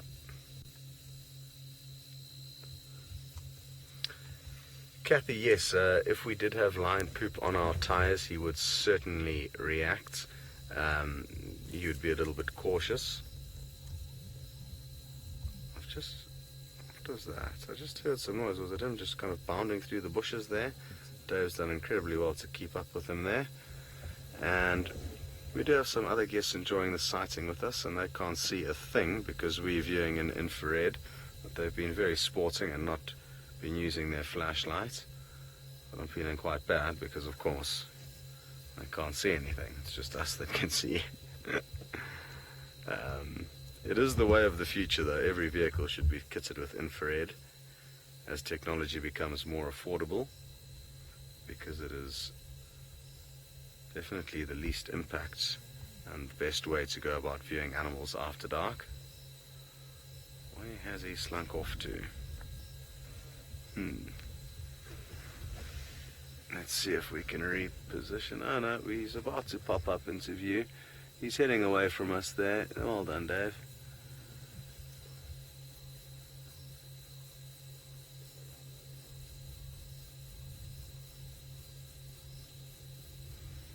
What are your plans, young Hosana? Are you going to go back and check out Tamba's kill site? Search for a few scraps there? I wonder. Okay, now when they disappear, without the assistance from their infrared light, we're going to battle to